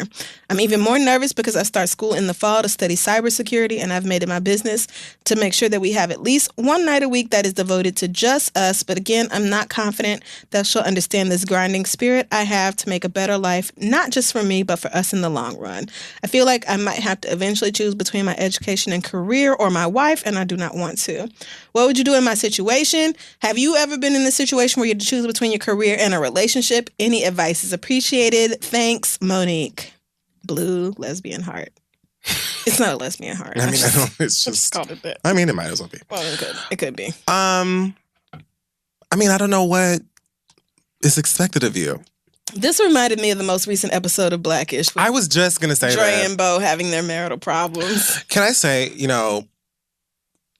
that was the episode that I sat in the table read for when I went to LA. Nice. So I couldn't say anything, obviously, but I was like devastated. I was devastated. And Marseille was like, she was like, it was so strange because usually the table reads, like, they're so, like, energetic and, like, everyone's laughing and stuff. But the nature of this arc, I guess they're going on. Because I already saw the preview for the next week and they argue with Simone. It looks like it's worse. Yeah. And now the kids know about it. It didn't get resolved. It did not get resolved this week. Tracy said it's like a 4-episode arc. And they said that when I was there, too. Good. It should be. Yeah. But this sucks. Yeah. Well, Dre is on my nerves. Dre always gets on my fucking nerves. Every time they argue, I'm like, girl, you could do so much better. But, love or whatever. So. It's just, I can't with it. It just sucks so much. And I just love that Diane was like, so I'll be selling jumps on the bouncy house. Yeah. Mama's still focused on what's really important. I just could not take that. Yeah. And I've been sitting here waiting for that episode to come out. It hurt my heart. It really so did. Sad. Especially after Devontae did his little steps. And I thought they're going to go have a moment and cry it out. And no, it's just back to arguing. Like, damn. But yeah, it makes sense that this is not about your letter at all. So girl, right. Sorry, girl. Sorry, girl. About you and your wife, though. The whole issue with, feeling neglected or whatever, I think she has to be very aware of reality. If the reality is that you have to work most nights every week to make sure that y'all have enough money to live because she quit her job. I mean, maybe you don't want to remind her, like, girl, you quit your job. But, like, things have to be paid for. Shit, we live in a capitalist society. You have to pay for things. You have to handle your bills and get shit done. Like, you're trying to make sure y'all are not staying in that extended stay hotel any longer than you have to. Like yeah. Sometimes you have to sacrifice shit like that and grind so that y'all can get to the next level. It doesn't mean it always has to be like that. And I feel like it's going to be something that happens periodically throughout your relationship, like any kind of relationship. Yeah. And, now it may be you that's sacrificing. Mm-hmm. Now, next time it may be her, vice versa, whatever. Like, but I mean, if this was something that you both kind of anticipated, I'm like, it's not like I just popped up on you with this whole, like, relationship, life-changing situation. Like, we knew this was going to be something that happened. We knew this was going to be something that was going to happen. And we both know why. Like, I don't know what you want me to do. Right. Like, it is sacrifice. It is what it is. And sometimes your relationship is going to have to take the hit as far as, like, y'all being, I know how lesbians love to do. Y'all love to lay up every fucking night together. And it's all like, if you're not up underneath my armpit from 7 p.m. until midnight, then what do we even have? Why are we even together? is in a real relationship. Shit happens, and sometimes you have to make those sacrifices. I would say if you can, dedicate 1 or 2 nights a week that are just for the two of you, and maybe once y'all get moved and settled in, things will be like better and easier, but you just kind of have to ride it out. You just kind of have to deal with it while it's there, and then prepare for the future and hope that things get better. I don't know what else you could tell her other than, bitch, be real about the situation, girl. Right. Like, we're really going through it, and we really have to, get our shit together. So you can try your very best when it's like appropriate or when it's possible to, make little time and, go like the extra mile to try and make her feel less neglected or whatever. But right. I mean... Neglected. You probably still doing all the lesbian shit. Probably. I mean, I know y'all. I know how y'all do. Lesbians and I appreciate it. We only cuddled 5 days a week last week, and I'm annoyed. So hopefully she's able to like just be more realistic about the whole thing, because you've had to take that time and do that, and there's nothing wrong with taking care of the both of you and getting y'all right for the present and the future. So hopefully she's able to accept that and internalize it. Let us know how it goes. Our next question comes from what to call her? A name that starts with T. Tarika. I was going to say tomorrow. Tarika says, I didn't know who else to turn to for advice because I'm a little bit embarrassed. This is probably the place you should have gone. You didn't know where to turn and you turned here. Right. To us, of all people, girl. God bless. Woo, you don't want no help. I've been with my current boyfriend for over 2 years, and we love each other very much. Sorry to hear that. See, already, you have a bias against straight couples. You didn't say that for the lesbians at all. Anyway. Their problem was that they love each other too much and they don't have time to love each other more. Let's hear what this is. Recently, we both went through some career setbacks and changes and decided to temporarily live together in my apartment to help each other save money. I'm not the type of girl who moves in with boyfriends, so I was skeptical, but we gave a time frame of 6 months. Fast forward now, 4 months later, and my boyfriend has yet to give me 1 cent. He is an athlete/fitness trainer. I bet. And is in the process of starting his own business. But as most entrepreneurs know, it's tough in the beginning. That's true. I totally understand and have done my best to be supportive, but I can't help but be annoyed for unexpectedly signing up to take on financial burdens on my own. I've had talks with him about how it would be helpful to get some help from him, but he insists that he doesn't have the money. I know my man, and I'm sure it hasn't been easy for him and his ego either, and I can't lie, he's amazing to me. I could definitely see myself marrying him, but I'm not sure how to handle this hump. See yourself marry him how? Is it okay for me to ask him to leave after month 6, even if he doesn't have any money, or should I continue to hold my man down? Please help. Girl, it's okay for you to ask him to leave right now. It would be okay for you to ask him to leave after month 1 when he didn't run you no money for the rent or bills. That nigga is living with you because you are taking care of him while he fucks around and decides what he wants to do. Boop. And his mama can do that. Boop. Fuck out of here. The fuck you mean? Like, y'all decided on 6 months. Before... It's not a contract. Right. You decided on 6 months before you even got into this whole he's not giving me no fucking money situation. So hold him down for what? Right. It was supposed to be 6 months of y'all splitting the bills, but it's been 6 months of you paying your bills and his. How is that fair? I don't. So he just lives in your house, eats your food, watches your cable, runs up your light bill, and brings what home? Does he literally make $0? Because if that's the case, then he needs to work while also launching his business. Hello. It's too many of y'all who think you can just quit to pursue your dreams and not do shit else but pursue them dreams. That's I don't not know how this world works. What it is that he's pursuing. Oh, no, girl. But let me tell you who was up until 4 or 5 o'clock. That's why I sleep late now. Because when I worked a regular job when I lived in Miami, I had to work that job and then use whatever time I had left to pursue my career and stuff like that. Right. I didn't have to and I lived with my mama. So right. What? Right. Get a job and then figure out ways that you can dip into making shit happen. Like, you probably gonna need money anyway to fund whatever it is you want to do, right? You can't start a business with no money. Unfortunately. I don't know what the girls be thinking about, and I understand, like, it's not as simple as just saying, hey, go out and go get a job or whatever. Like, I know people have troubles and stuff like that, but it sounds to me like he is not doing anything but taking advantage of the fact that you're taking care of him. Right. And he will probably be in his feelings if after the 6 months that y'all agreed on, you tell him to bounce. Even though that's what you both agreed on when you thought you were going to be getting money from this nigga. I would bring it up right now if you don't want to be a total bitch about it, which you're well within your rights. But if you want to be like, so look, it's been 4 months of you paying nothing. We got 8 more weeks left in this little agreement, and I just want you to know that you'll be leaving my home in 2 months if you don't have no money, because I can do bad by myself. And my bills would probably be lower in this house if I didn't have you to take care of as well. So I didn't give birth to you. It is not my responsibility to take care of you. You can either get you a part-time job and hustle on the side, or you cannot.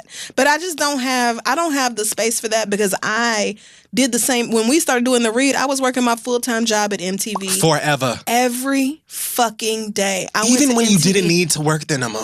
Way past the point of when everybody was like, girl, what are you doing? Why are you still working there? Like, way after the read started making money, I was like, but Viacom gives me my money every week in full on time. So I'm not leaving my job until I feel that same security with my part-time or this side gig or whatever the fuck I was calling the read back then. So I just don't understand people. Like, I don't want to hear that you don't have I don't want to hear that you don't have it in you to hustle and grind and do what needs to be done, because I have done it, and I have seen Kid Fury do it, and I've seen most of our friends do it as well. Like, niggas go to work. I was at MTV every day from 10 a.m. to 6:30, 7 p.m. More if it was VMA season or movie award season and that sort of thing. And then on Wednesdays, leaving straight from work and going to the studio, and every weekend going out on tour where we needed to go and doing interviews or whatever the fuck else, scheduling it all around my job, because I still have to pay this fucking rent. I still have to keep my phone on. I still have to live my life. And until this can supplement that, then I can't do that full time. It just is. Even when I lived in Miami and I was blogging and doing YouTube and stuff, I had to pay hosting. I had to get a camera, a tripod. Yes, you know what I'm saying? Like, I had to buy lights. Right. I had to do all of these other things that my mother was like, well, I love you. I'm not paying for that. And that's why I put food in you. And that's why you can remain in my house, because I love you. That AC cut on, but you all cool, ain't you? That bullshit you want to do when you cut on your computer and start doing all that shit in your room, that's none of my business. I'm not even gonna lie. Like, my mom, like there were times where I didn't have it, and my mother would help me. Like, she would pay my hosting, but or she would do things like that. That's my mama. But you know why she did it? And this was what I was gonna say about your nigga anyway. Because she saw how hard I was working outside of everything else, and how seriously I took the work that I was doing. So, like, if the nigga was even making an effort to get off of his duff and give you something. You know what I'm saying? Then I could understand, after 6 months passing, you thinking, well, maybe let him stay here a little bit longer anyway, because I see him trying. This thing ain't doing nothing for you. Right. It don't sound like that anyway. So why would you want to? And he's a fitness trainer, so in 4 months he ain't found one client to give him $20 a session or whatever. Like, he ain't found one person to help him work out or to work out with him and hire him and all. Like, I remember very clearly my friend in college, her boyfriend being like very much into fitness and hiring him, little bullshit college kid bullshit. Yeah. It was like literally $20 a week or whatever. Something way less than you would pay for a real trainer, but something. Yeah. 4 months in your house and he ain't brought you nothing. He is taking advantage of the fact that you're not making him pay for this. He's taking advantage of the fact that you are not like, so either run me my money or get the fuck out my house. And that's on you. Like, you... Now you see why I said sorry to hear that. Girl. I knew it. I'm just saying, you automatically judge the straight couple. I wasn't wrong. Why is it like that? I was not wrong. Why is it always like that? I don't know why you see yourself marrying a broke nigga. I hope you can get rid of that vision. Based off what? Like, off of what? Because he treats her nice. He's so good to me. Isn't that all I have to do is finance his life, and he's so good to me. Girl. How? No, ma'am. Fuck out of here with that. If he that. good to you, you way better. Right, because anybody who is making sure that you're able to stay alive without working is doing you a huge favor. Especially if they are not your what? Mama. Right. Like, this is a problem for his parents. This is not a problem for you. And again, the nigga would be in his feelings if you were to stand up for yourself when you should be. Right. Would you go live in his house for 4 months and not pay no bills and not bring no money home and claim to be wanting to start? If after 4 months he has no clients, he needs to rethink what he's doing with this athlete/fitness trainer job. And or how. Right. And or how. Because it's not adding up. I bet he have money for weed or whatever the fuck he want to go do on the weekends with his friends or whatever other bullshit. I bet he got money for that. And even if he don't, then like, nigga, you need to go do something else. Every Wendy's, McDonald's, Taco Bell, Pizza Hut in the country is hiring. And guess what? That's no shame because I enjoy all of those things except Taco Bell. It's no shame in legal work. So just go on and get you a job. If I needed to. In fact, not even if I needed to. At one point, before I started at MTV, I got laid off from my other job because I was filling in for somebody who was out on sick leave. So when they came back, I lost my job. And for like a month and a half, I had nothing. And I was applying everywhere. I mean, everywhere, bitch.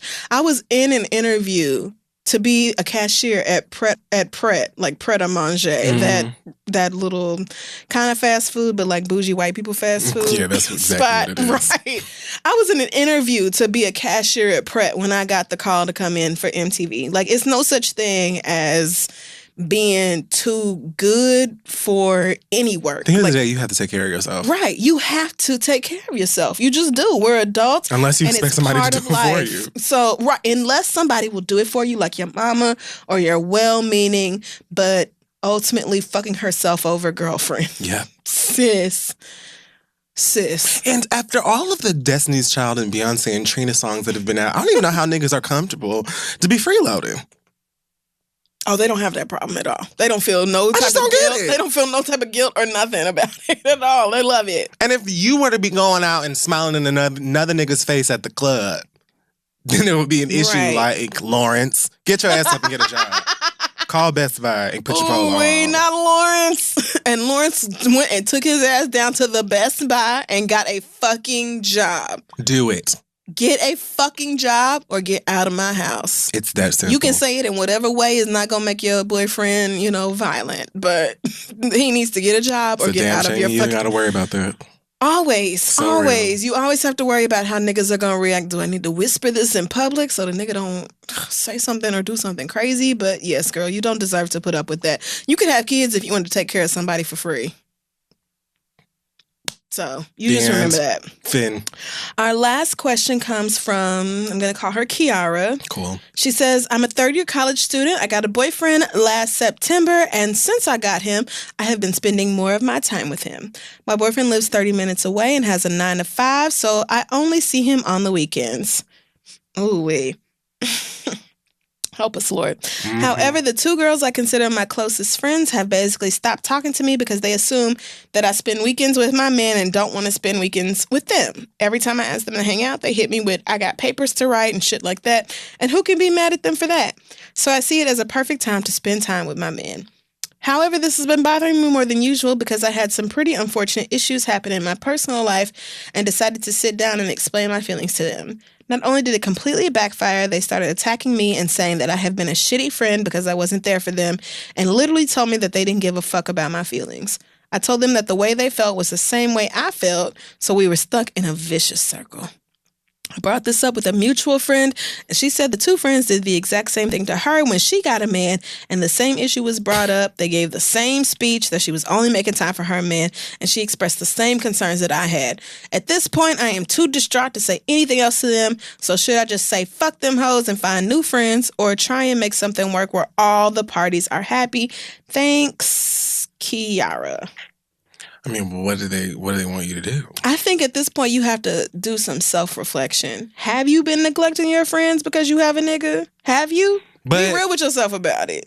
I mean, that's true. Be real with yourself. But if you have another friend that says, well, they did the same thing to me, when I got a nigga, I would take that into consideration. I would also ask myself, does that friend like to bounce, you know what I'm saying, on everybody? Right. Did they do that? Did I see that in them as well? If the answer to that is no, I feel like you can also use that as exhibit B or C or wherever we're at.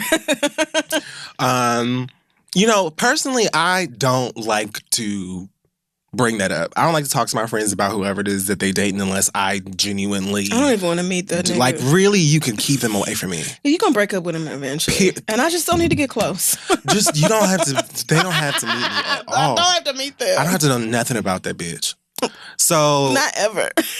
You know what I'm saying? Like, I don't even really like to dip and dab into my friends and their relationship. And even if I don't like the motherfucker, I feel like he's spending too much time, I really just mind my fucking business. Like, honestly, I just don't like to have an argument with my friends about whoever the fuck they're dating, especially if, like you just said, I don't expect them to be around very long. So I mind my business, and then when they're gone, I'm like, okay, you back? Cute. All right, we going out. All right. Like, I'm not going to argue with you unless you consistently bring a bitch I don't like around me knowing good and goddamn well I don't like that motherfucking bitch. And then you want to act like, oh, what's going on with Fury? Because you know I don't like that fucking bitch. And you know why I don't like that bitch. And yet you still bring the motherfucker around me all of the goddamn time. To my work, to my play. I don't know why I see this hoe. Don't do it, because you know I don't like that hoe. And it takes everything in me not to disrespect my friends' relationships or boo things or whatever the fuck, because I'm trying to be nice on behalf of the nigga I actually care about. Right. But, I mean, at the same time, when you get into a relationship, it's natural that you will have less free time for other things because you are spending time with your nigga. That is natural and normal and fine. Is it? But have you been neglecting your friends since September? Is it like these bitches literally have not laid eyes on you in months, and now you come in like pouring your heart out and they're like, well, girl, where the fuck have you been? Like, I see that and I see your side of it as well. I think this isn't something where you would have to automatically throw away your friendship. It may just be a situation like, I remember one time in my last relationship, Jay texted me like, bitch, I haven't seen you in 2 months. Like, where have you been? Like, girl, at home in Harlem, not leaving the house. Like, right. I'm just at home. Right. Like, maybe you just need to sit down with your niggas and be like, so listen, I know that I've been wrapped up in this relationship and spending a lot of time with him, but I don't want y'all to think that I don't value you as friends or I don't care about our friendship. Like, y'all mean a lot to me. It's not an issue of me not, wanting to hang out or whatever. It's just this. And, I'm sorry that I haven't been around maybe as much as you would have expected me to or liked me to, but I would like for us to resolve this and be able to move forward in our friendship with each other. Like, that might sound a little old lady-ish and like too much for college kids to do, but it's real at the same time. If you want to maintain your friends, like in any relationship, romantic or platonic, you have to have communication with people. Right. You have to be able to talk to them. Right. So I would just sit them down and be like, so listen, I know it's been some static between us and I just want to clear it up and make sure we're all good. And yes, I want to hang out with my bitches and I want to hang out with my nigga too. And like, I want to be able to balance those things so nobody feels like they're being left out or neglected. Although I don't want us to hang out together. I just want to remind you that your nigga never needs to come around. I don't even want to. I'm honestly, like, if I get a nigga anytime soon or ever, really, you can expect that you'll probably hear about the nigga, and when you do meet him, it's because I had no other choice. Right. like probably at work. You know what I'm saying? He backstage at the show or something because he wanted to come to. Now. And y'all wanted to come to or whatever. And please believe I'm gonna fight to tooth and nail. Is that how you say that? Yeah, tooth and nail. To get that nigga to stay home.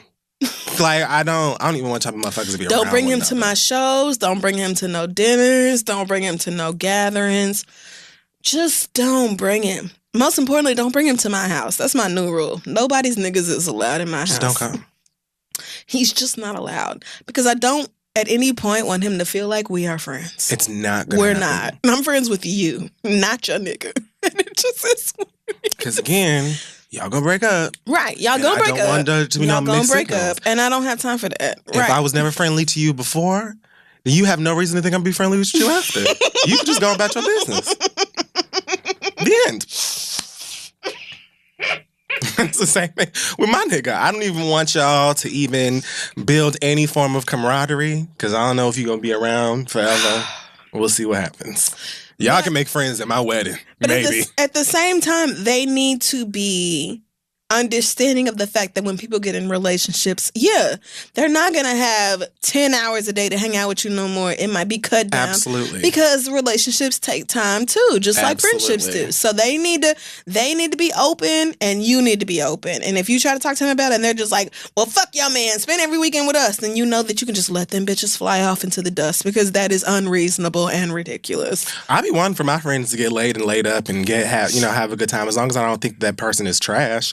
I'm giving you your space to go and do your thing. I never want to be like, especially single, and be like, I'm gonna see you no more because you be getting your back broke. Like, no, I'm happy for you, girl. Go and do your thing. Right. But yeah, I think everybody has to just kind of do some self-reflecting. Like Crystal said, you need to ask yourself, have you been neglecting yourself? And they need to ask themselves if they're just single bitter hoes. Right. And one of them, so she put in the email, one of them is single and the other one is in a long distance relationship. So I'm getting the feeling neither one of... I'm speaking from experience. I mean... when was the last... I think the last time I did a long distance relationship, we were like 90 miles apart. Something like in the same state, but 90 miles apart, and that was hard. Far, but not like crazy. And in retrospect, I'm sure she was cheating on me. I didn't think that then, because all we ever did was talk on the fucking phone. Right. So, long distance is hard, and maybe she feels like I can't see my man every weekend, so I'm mad. And then maybe the single one is mad because she's single, and maybe she's not. Maybe they're just mad because they don't have their friend no more. It's true. Y'all just need to sit down and talk about it, and everybody be super real about it, and then go from there. Yep. All right, guys, send your questions to asktheread@gmail.com, and we will be right back. Hey guys, today's episode of The Read is also being brought to you by ZipRecruiter. Every business needs great people, and a great way to find them, something better than posting your job online and just praying for the right people to see it. ZipRecruiter knew there was a smarter way, so they built a platform that finds the right job candidates for you. ZipRecruiter learns what you're looking for, identifies people with the right experience, and invites them to apply to your job. These invitations have revolutionized how you find your next hire. Homegirl who has a boyfriend trying to start a job. Maybe he needs some help. His ass on the site. So maybe he needs to get ZipRecruiter. In fact, 80% of employers who post a job on ZipRecruiter get a quality candidate through the site in just one day. So he can get help immediately. And it doesn't stop there. ZipRecruiter even spotlights the strongest applications you receive, so you never even miss a great match. It's right there. And the right candidates are out there, and ZipRecruiter is how you find them. Yes, it sure is. ZipRecruiter is so dope. I know I personally have found a job before on ZipRecruiter, so maybe you guys can too. Businesses of all sizes trust ZipRecruiter for their hiring needs. And right now, our listeners can try ZipRecruiter for free. That is right, totally free. Just go to ZipRecruiter.com/theread. That's ZipRecruiter.com/theread. ZipRecruiter is the smartest way to hire, so run over to them real quick. Let them know we sent you their way, and let's move on. This week's show is also being brought to you by Care Of. Even when you try to maintain a healthy diet, it can be hard to get all the nutrients your body needs for long-term health, mood. Care Of is a monthly subscription vitamin service made from effective, quality ingredients that are personally tailored to your exact needs. They're a fun online quiz which asks you all about your diet, health goals, and lifestyle choices. It makes it really easy to figure out what vitamins and supplements you specifically need in just a few quick minutes, and it is your business, so don't feel free. I know, True. My diet and health goals. No more worrying about replacing multiple bottles when you run out, because your subscription box includes a 30-day supply of individually wrapped packets for easy grab and go. So if you're one of those girls who needs to zip right up out of the house immediately, you just grab your stuff and you bounce. All for about 20% less than similar brands at local drug and health food stores. No shade. Yes, and it has been really dope. They sent me my Care Of package at home, and it had a little slip of paper in it. It said, like, drugs, especially for Crystal, or whatever, vitamins, whatever. not drugs. Anyway, you know what I mean. And it was like all of the daily servings and everything in all these nice little individual packets. So it takes all of the guesswork out of that bullshit. It's just really convenient and super dope. So for 25% off your first month of personalized Care Of vitamins, not drugs, visit takecareof.com and enter READ. That's takecareof.com. Enter code READ for 25% off your first month of personalized vitamins. Let them know the Read sent you. And let's wrap up this show. All right, so the reads. It is. I'm sure you have a read this week. I just have two things that really got on my nerves. I'm not even going to do too much on either one of them. First thing, Starbucks, this whole thing, you know. Oh, man. What a fucking train wreck. A shit show. Now, I will say that I appreciate, you know, the damage control that Starbucks has been attempting after one of their former managers in Philadelphia called the police on 2 black people in one of their stores or restaurants, whatever you would call it. 2 black people who were simply sitting there minding their damn business. They had the cops called on them for simply being black. I don't remember what the exact excuse was. What did they say? They weren't buying anything, or they weren't shopping, or they looked suspicious? They were sitting... Like, what was it? It wasn't suspicious, thank God. I mean, that's what they be thinking. They were using Starbucks as a meeting place, which probably 80% of Starbucks customers My God. But they made the mistake of going to a white Starbucks in a white neighborhood, and that was where it turned into. Had they been in the middle of the city... I'm sure this would not have happened. But Starbucks is absolutely one of those places that you go because you know that they have Wi-Fi, and you may not even be a big coffee girl like that. You just go in there. They have plenty of non-coffee drinks anyway. Thank you. If you want that. I've had so many times where I've gone to Starbucks just because I needed some place to write that wasn't home, or you know whatever. But once again, in this country especially, you can't just be a black person living your life out in the street around white people. It makes them uncomfortable. They do not know what to do. No. They get nervous. They get frightened. And they have to call the authorities. I didn't learn until today, actually, the executive chairman for Starbucks said that the store manager who called the police no longer works for the company, but that she is interested in sitting down with the 2 men who were arrested. I thought they weren't firing her. Did they fire her or she quit? This is what because when the last thing I read before I saw this article today was that she didn't work at that Starbucks anymore. But they said they didn't want to answer whether or not she moved to a different one. I'm sure she did because it's their policy. It was their corporate policy that she just followed. But this is CBS. Gayle King actually sat down with the executive chairman. His name's Howard Schultz. And, you know, he went into, I'm embarrassed, ashamed. I think what occurred was reprehensible at every single level. We love the Negroes. Okay, he didn't say that part. He did not. He did not say that part. But, you know, they said that they're going to be shutting down like 8,000 locations. Or was it 800? No, it's definitely 1,000. Okay, on May 29th. So I said to myself, how are you going to shut down 8,000 stores? 8,000 of your stores on May 29th will not be turning a fucking profit. But the reason why it's still working at Starbucks, that don't make no sense. Right. So. Although I'm sure none of those stores are in Manhattan. I'm sure all of those will be wide open. White people will march. Okay? You're not shutting down Starbucks if we have to go get some neurodiversity bullshit, okay? We don't care about your Office Episode 2 ass diversity training. Oh my God, somebody tweeted a video that said Starbucks diversity training, and it was the clip from that episode. That has been my mentions all weekend. Yeah. Thank y'all so much for tagging me over and over and over. Yeah, really just what annoys me about this is, again, like, it just made me think about how many white people, like, not only refuse to acknowledge their own racism, but refuse to acknowledge that, like, racism is still, like, a real thing. Like, you can't just, like, go about your normal everyday life like anybody else is without some white person thinking that you ain't shit or you're up to no good, or that you should be, like, have the police called on you for sitting in the fucking store like everybody else is. Fucking store. Everybody does that. Just don't say nothing else to me about racism not being real, or racism, you know, the only reason racism exists is because we still keep talking about it, or whatever the fuck else, when shit like this happens. Right. Even in cities like Philadelphia, where almost like some of the toughest, baddest niggas I know live.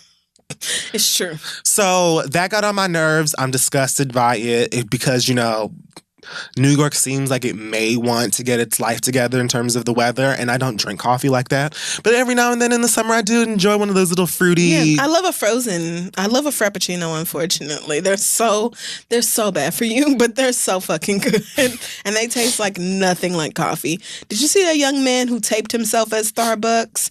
and he asked for the bathroom code and they wouldn't give it to him, but they gave it to a white boy who hadn't bought nothing yet. No, but I'm not surprised. That video was crazy because he was sitting there filming the bathroom door when the white boy walked out and he was like, "What's up, bro? What's your name?" Like, had a conversation with him. He's like, "So they didn't make you buy nothing before you got the bathroom code?" And he was like, "No, I mean, I said I would buy something." He went and sat in line, but he was like, "So they didn't make you do it beforehand. They just kind of took your word on that and gave you the bathroom code." Not anyway. shocked. See, I wouldn't even ask. First of all, every bathroom in the city, Starbucks is one of the few places that has public bathrooms in the first place. Most places just tell you, "Bitch, piss yourself." Yeah. Because we don't have one. We don't care. But the code has been on the bottom of the receipt, so you get it after you purchase something.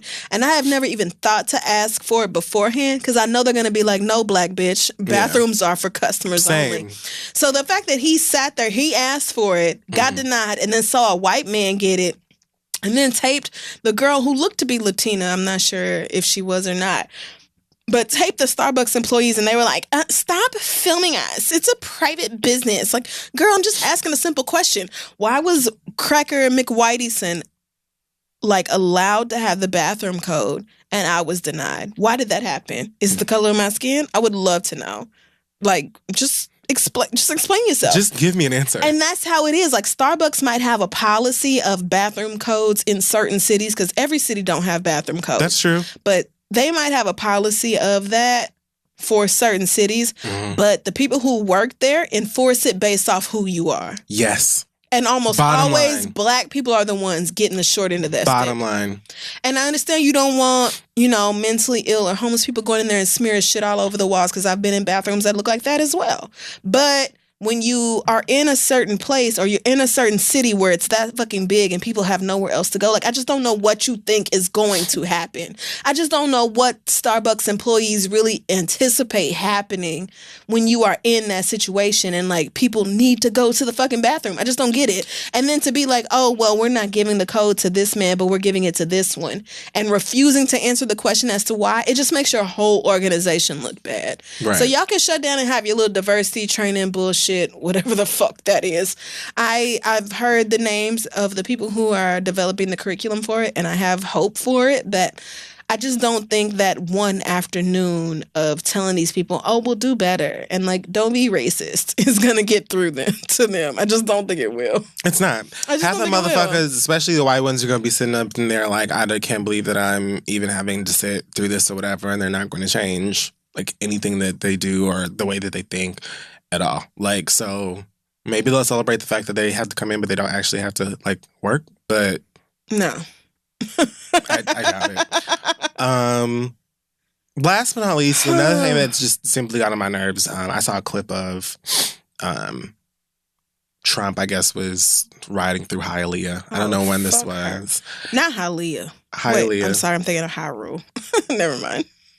Hialeah in Miami, Florida. Okay, just kidding. Home of Veronica Vega. Oh, gross. Ambitious like her. So I just saw a clip that showed, the trucks and all that stuff riding through. And you could hear tons and tons of people cheering. People who are undoubtedly white Latina, white Latinx people, more than likely Cuban. So, I just would like to say shout out to bitches like Veronica Vega and Sabrina Claudine, whatever the fuck her name is. And Camilla, whatever her Trump face there? is. I'm not sure why. I try not to pay too much attention to that bitch. But, I can say that Republicans live for those parts of Miami because that's one of the few places I can think of in America where people of color they can get minorities to go up for them.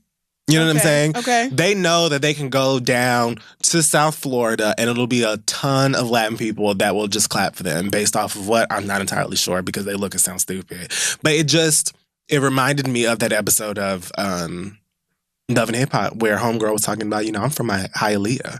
And, so I could say nigga because we keeps it real. In Hialeah. No, that isn't how that goes. Meanwhile, in real life Hialeah, the girl saw Donald Trump in that wig and went up. Those are you and your people. You, Veronica, you, Camilla, Sabrina, and the rest of y'all hoes that I've grown up around and have experienced racism from firsthand. I would love to know how you feel about that. Thanks. I would love to know. I actually don't know if the other two are specifically from. I know Veronica Vega is from Hialeah because she reps it. That's like Hialeah? Hialeah? Yeah. Okay. I don't know. I've been obsessed with Breath of the Wild, so it's like all I ever think about. You just keep thinking of Hyrule. Oh, yeah. I was right. Hialeah. Okay. A city in Miami-Dade County. 6th largest city in Florida. Currently 74 degrees. I'm jealous. Yeah, well, it's usually hot. Well, I mean, fuck anywhere Donald Trump currently is, so. I mean, I don't know if she's still there. I don't even know when that clip was from. Fuck Donald Trump. Honestly, I'm not even, it's just, again, shows me. I don't know why y'all be trying to act like you don't know what racism is or you've never, ever fucking heard of it. Like, when somebody who has done and said the things that this motherfucker has in just his very short time in office that feels like it's been decades. It really does. And you see him come through your hood and your people are cheering. If there was any, you could not ride through any other part of Miami and really get that kind of response. None I can think of. Right. So don't be sitting up here and acting like, oh, well, I could say nigga or, I'm not racist because I'm from da-da-da-da-da-da. Like, that there are other people, there are blacks from Miami. And that we know you lying, right? Right. We know you're lying, girl. Other people may not know. But we damn sure know you lying. Mm-hmm. And you on Love and Hip Hop Miami. With niggas from Miami.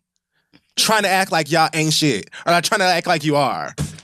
I just found that to be, quite funny. And I'm not surprised. And I can't wait for this nigga's presidency to be over. I agree. Same. Are you done? Is that Yeah, that's just two things that just annoyed me. Well, speaking of things that annoyed me,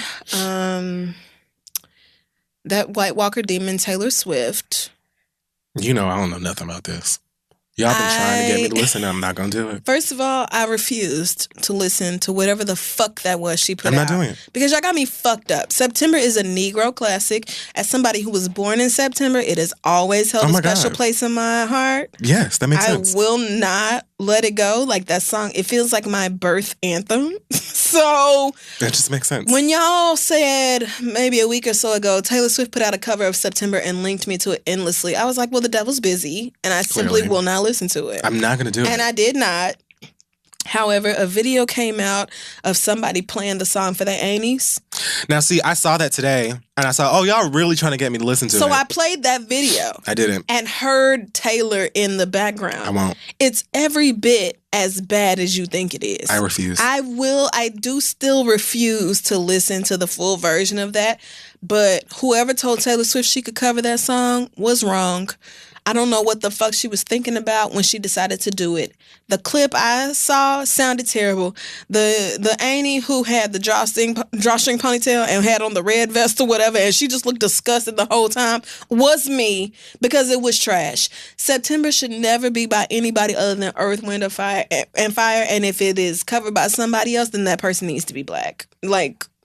I'm sorry. I can think of black people who I don't want to hear sing that song. I mean, also, not even everybody black. Right. Not even everybody black. Right. But much less white bread ass Taylor Swift. Girl, I don't know what the fuck that is. I will not listen to the whole thing. I will not dignify it with a stream. I will not give her 16 cents or whatever she makes off every stream. Y'all got me fucked up. I'm still listening to Nice for What. This is a song that is on iTunes. She didn't cover this at a show. She didn't. I'm not listening to that bullshit. She put this on, this is a song that she did in the studio. It's I'm asking. Because No, she definitely recorded it in a studio, and it's like, do you remember? No. That's all right. No. We don't have to do that. Nope. The 21st night of September. You know what? It's trash. Whatever it is. I don't know. That might not even be how it goes. It doesn't matter. God has been working on me. Taylor Swift is garbage, and that's all there is to that. I don't know why you niggas thought that I would ever listen to that. I know God is working on me because I said, you know what? I literally will not ever. Y'all got me fucked up. When I saw that link at first, I said, yes, the devil is busy. I see him working. Yes, you know what? He stays working. If Bruno Mars can sing the covers from niggas he likes. Don't do this. If Justin Timberlake can sing the covers from the niggas he likes. Don't do Taylor. Bruno. Do you? Absolutely not. But what I'm gonna do is keep not that my black ass far, far away from this. I simply will not listen to it. Go up for whatever you want to. I don't know who told you to sing this, or this would be a good idea, maybe you really do love Earth, Wind, and Fire, and you're allowed to. The same way you can sing whatever you want to, and the same way that I can ignore it. And that's what I'm going to do. And you can't make me listen to it. There are some songs you just need a certain amount of blackness or soul to sing, and there have been very few white people who possess that quality in order to do it in a way that doesn't piss us off. I'm trying to think of Tina Marie. And she's gone. So other than Tina Marie, did you see the clip of Britney Spears trying to sing Aretha Franklin? Shut your mouth. She did it with the chipmunk filter on Instagram, so it was like the voice was filtered, but then of course one of the stands went in and took the filter off, and it's just as bad as you think it is. Why would they do that? Oh my God. That's not nice. And the caption is like, first of all, Britney posted a video of her and her man dancing to Brown Skin by India.Arie. So I know she was having a black moment. Hashtag black moment. I mean, you know what? Love black music. It's good. Right. No, love it. But why are you and your man dancing to Brown Skin? It ain't like you can't tell where his begins and yours begins. His ends and yours begins. What are you doing, girl? Like, I don't. You're both lily white. Is that even a dancey song? No, it isn't. But he was like lifting her ass in the air and all type of shit. It was ridiculous. I heard about this, but I didn't watch then she put it right. Well, I did because I'm a long-term Britney stan, and I was just love like, Britney too. Sis, what's happening here? And then she decided to cover Aretha, and it's so bad. Not just a black soul singer, but like. But Aretha, she's our soul singer. Right. It's like still my mama and my grandparents' generation stands for Aretha. Like it's at least 3-4 generations of black people right now standing for Aretha Franklin. You decided to do this. But there hasn't been the public outrage towards Britney like there was towards Taylor, because Britney, in her own way, like I've never gotten KKK vibes from Britney Spears the way I have from Taylor Swift. It just is what it is. I mean, girl, no. The answer is no. First of all, to Britney and Taylor both. Somebody the who answer wrote is an article saying, "Hey, girl, the KKK lives for you, and maybe you should tell them to go fuck themselves." And somebody was like, no. "Take this down! How dare you!" I mean, it happened. Right, it did. So I don't get those vibes from Britney, but ultimately, this was a Snapchat clip. Snapchat, not Snapchat. Which I'm surprised people still use it. Well, apparently there's video calling now with Snapchat, group video calling. What? And you can use the filters when you do it. So if you want to catfish bae, you can still do that with the pretty face filter and act like you really look like that in real life when you know you don't. I actually had to stop taking pictures with the Snapchat filter because I was starting to hate my real face. Your real face. Because the Snapchat filter face was so much cuter. Yeah, and my real face is like, why am I so ugly? Yeah, so I had to stop using Snapchat for that reason. But Britney put out some clips on Twitter. Taylor released a song that the rest of us can go download and listen to, and I just will not partake in it. It's different. Fuck that demon. Y'all know how I feel about her. I'm not watching it. Stop asking. But on a real note this week, I want to pass my read. Pass the read like we used to. And this is from Layla. She says, please use my whole email address for this read. I will not do that, girl. But her name is Layla West. If you know Layla West and you're straight, she's talking to you. She said, I am a black lesbian feminine, but I give zaddy vibes. Yes, okay, Janelle. Okay. And I only date black women. Okay. Like many gay women, I have encountered straight and curious women looking to experiment for most of my time in the game. College was my hoe phase. Shout out to all of you who had a hoe phase. I still haven't. I'm waiting on mine. I'm working on mine. Hopefully it'll come at Sweet Heat next month, but we'll see. Hello, because that's what I'm going to do. But college was my whole phase. I didn't give a fuck about people's identity politics. I was just trying to be in her and her sheets. But now I'm a little older, a little wiser, and very broke. But nonetheless, I've been getting my growth on, and I expected the girls were doing the same. Right. I've encountered the same issue time and time again while dating. Women who are grown as fuck, comfortable in their feminist politics and sexual identities, yet have a whole ass nigga and come to our date wanting me to be their dirty little secret. These bitches date women on the side because their men don't mind, or worse, because their niggas actually like it. These are all in quotes. These women usually identify as bisexual, which is my first fuck you, because bisexual people get enough shit because of people like you. You're not bi, bitch. You're on the down low. Your man would not be okay with you dating another nigga. The only thing you like about men is the privilege and comfort you get from living as a straight person. Fuck you for having the audacity to waste my time and get me all excited just so you can tell me you don't take me seriously. And the reason isn't that you doubt my capacity to satisfy you, since it was a yearning for pussy that brought you here in the first place. Wow. It is so deeply misogynistic that you can only conceptualize my body, my time, and my love as a fix or a fetish. For pretty girls, being gay or bi has been trendy for a while. True. But I'm here to say fuck you and do better if you've ever described your attraction to women as an itch you need to scratch. If you ever noted how sex with dudes is great, but it just doesn't compare to sex with women. Or if you only stay with your nigga because he's your best friend and you don't want to hurt him or shock your family. PSA, bitch, you're on the down low. Get help. And final fuck you take it to your complicit ass man because he's probably living vicariously through your gay ass, but I'm sleep. Woo! I'm not here to shame anyone in the closet. Ouch. I'm not here to read gays who entertain straights because we've all been there. Yes, Lord, we've all entertained straights. Jesus. I'm positioning myself at the intersection of knowing what you need and disrespecting that very thing. Do not think you finna bring that patriarchy in my house, let alone my vagina. Kate, thanks. Love you guys and the show. Layla June West, just in case you knew too, Layla West. All right. And she graduated from Howard in 2016, just in case there was still any ambiguity about the situation. This is for you, sweetheart. In case you were like, is it that Layla? It's that Layla, and she's talking about you. This is all about you, sis. Get it together. Layla's talking about you, bitch. She's sick of your shit. I love this email because, first of all, bisexual people do put up with enough bullshit about people not even believing that their sexuality is real. Even queer people.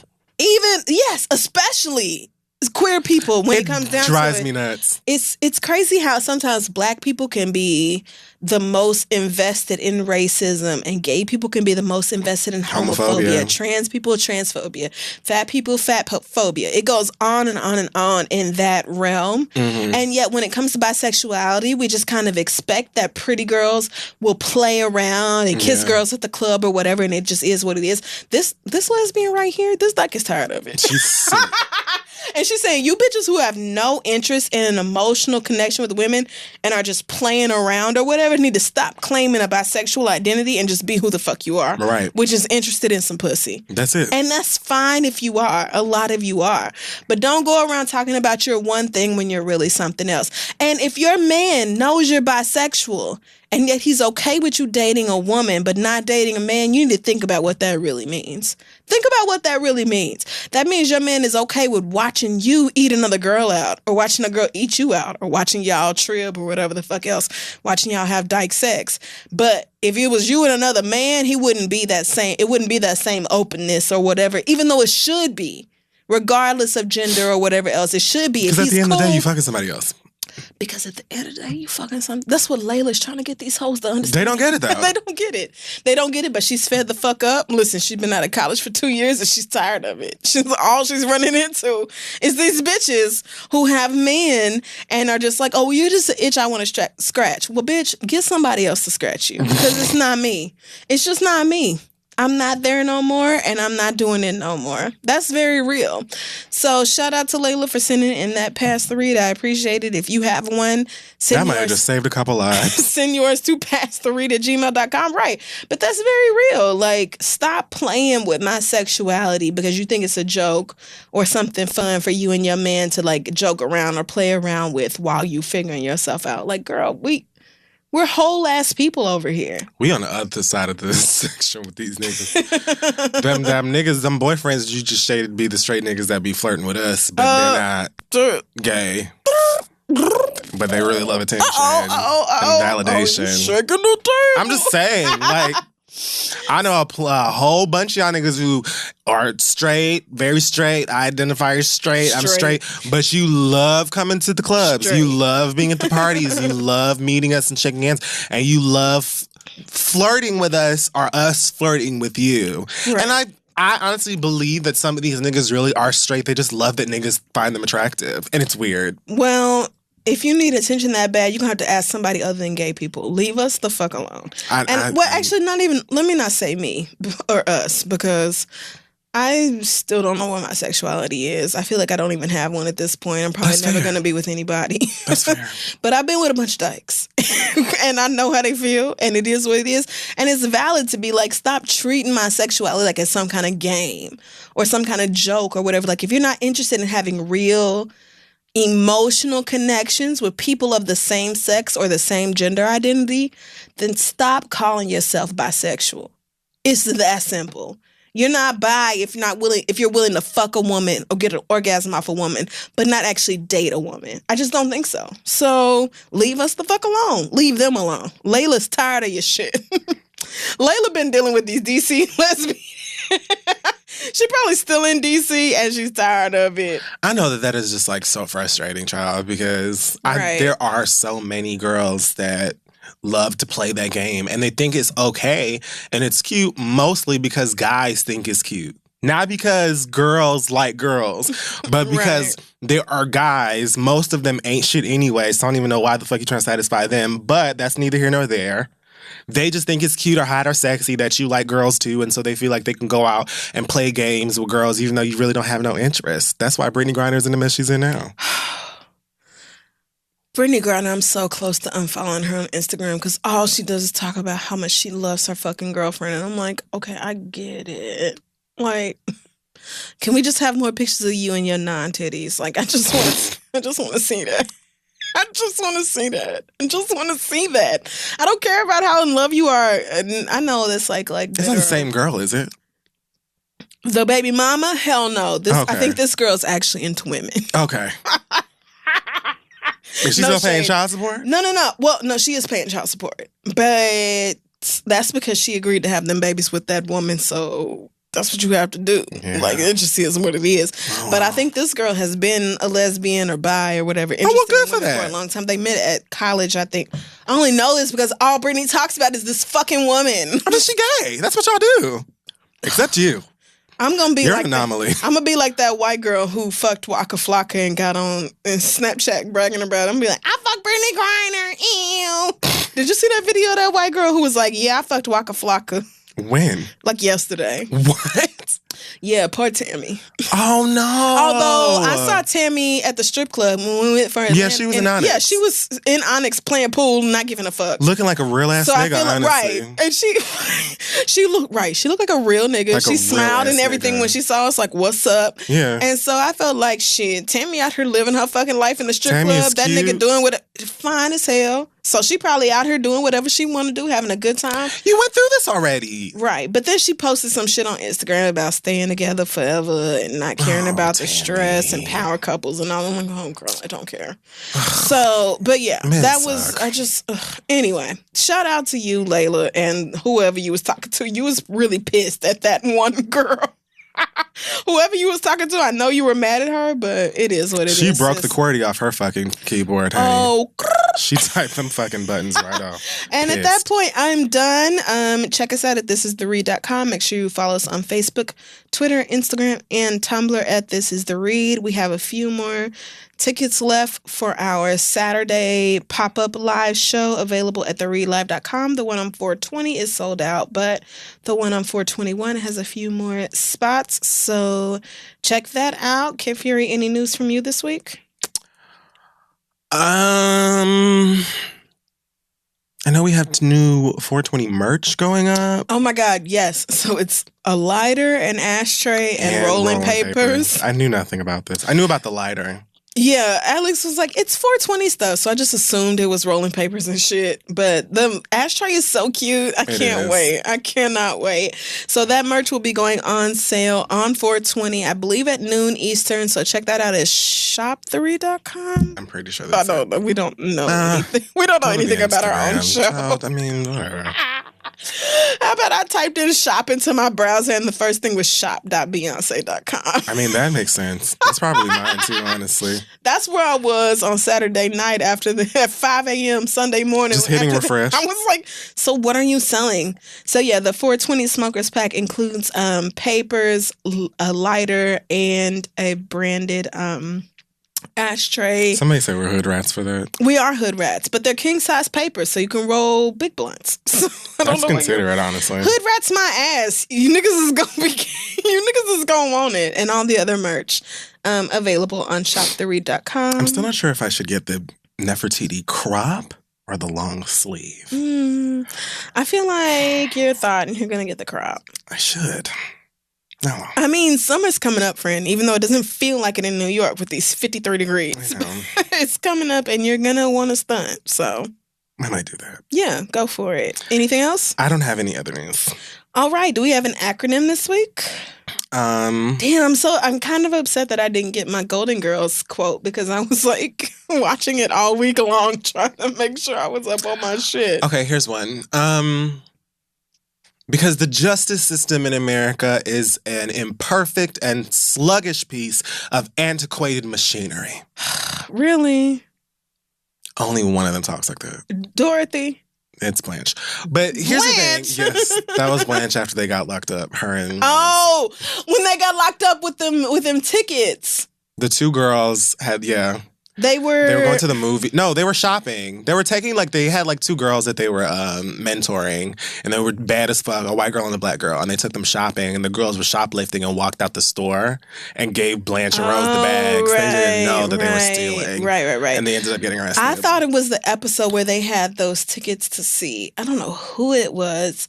Oh, they went to go to Burt Reynolds' dinner theater. Burt Reynolds, right. And only... Sophia was the only one who didn't get locked up. Yeah, because they weren't inviting her ass anyway. Right. And then she was like, why should I get you bitches out?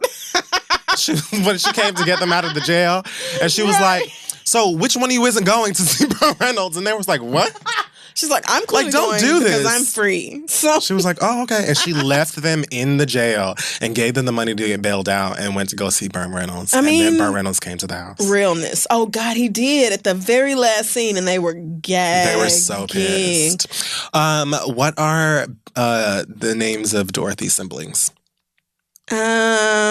Michael? No, that's her son. God damn it. One of them is trans. What? Phil, he's a cross-dresser. Oh, yeah, that's right. And Phil, and there's a sister. What is it? It's old. It sounds black, but it don't have to be black. You're actually right. Gloria! You're correct. Yes! I just assumed Phil was trans because I thought cross-dressing was a term from the late 80s. That's like an umbrella, but... Yeah. Yeah, all that's right, actually guys. correct. Well, I am so proud of myself, and we will see y'all next week. Bye.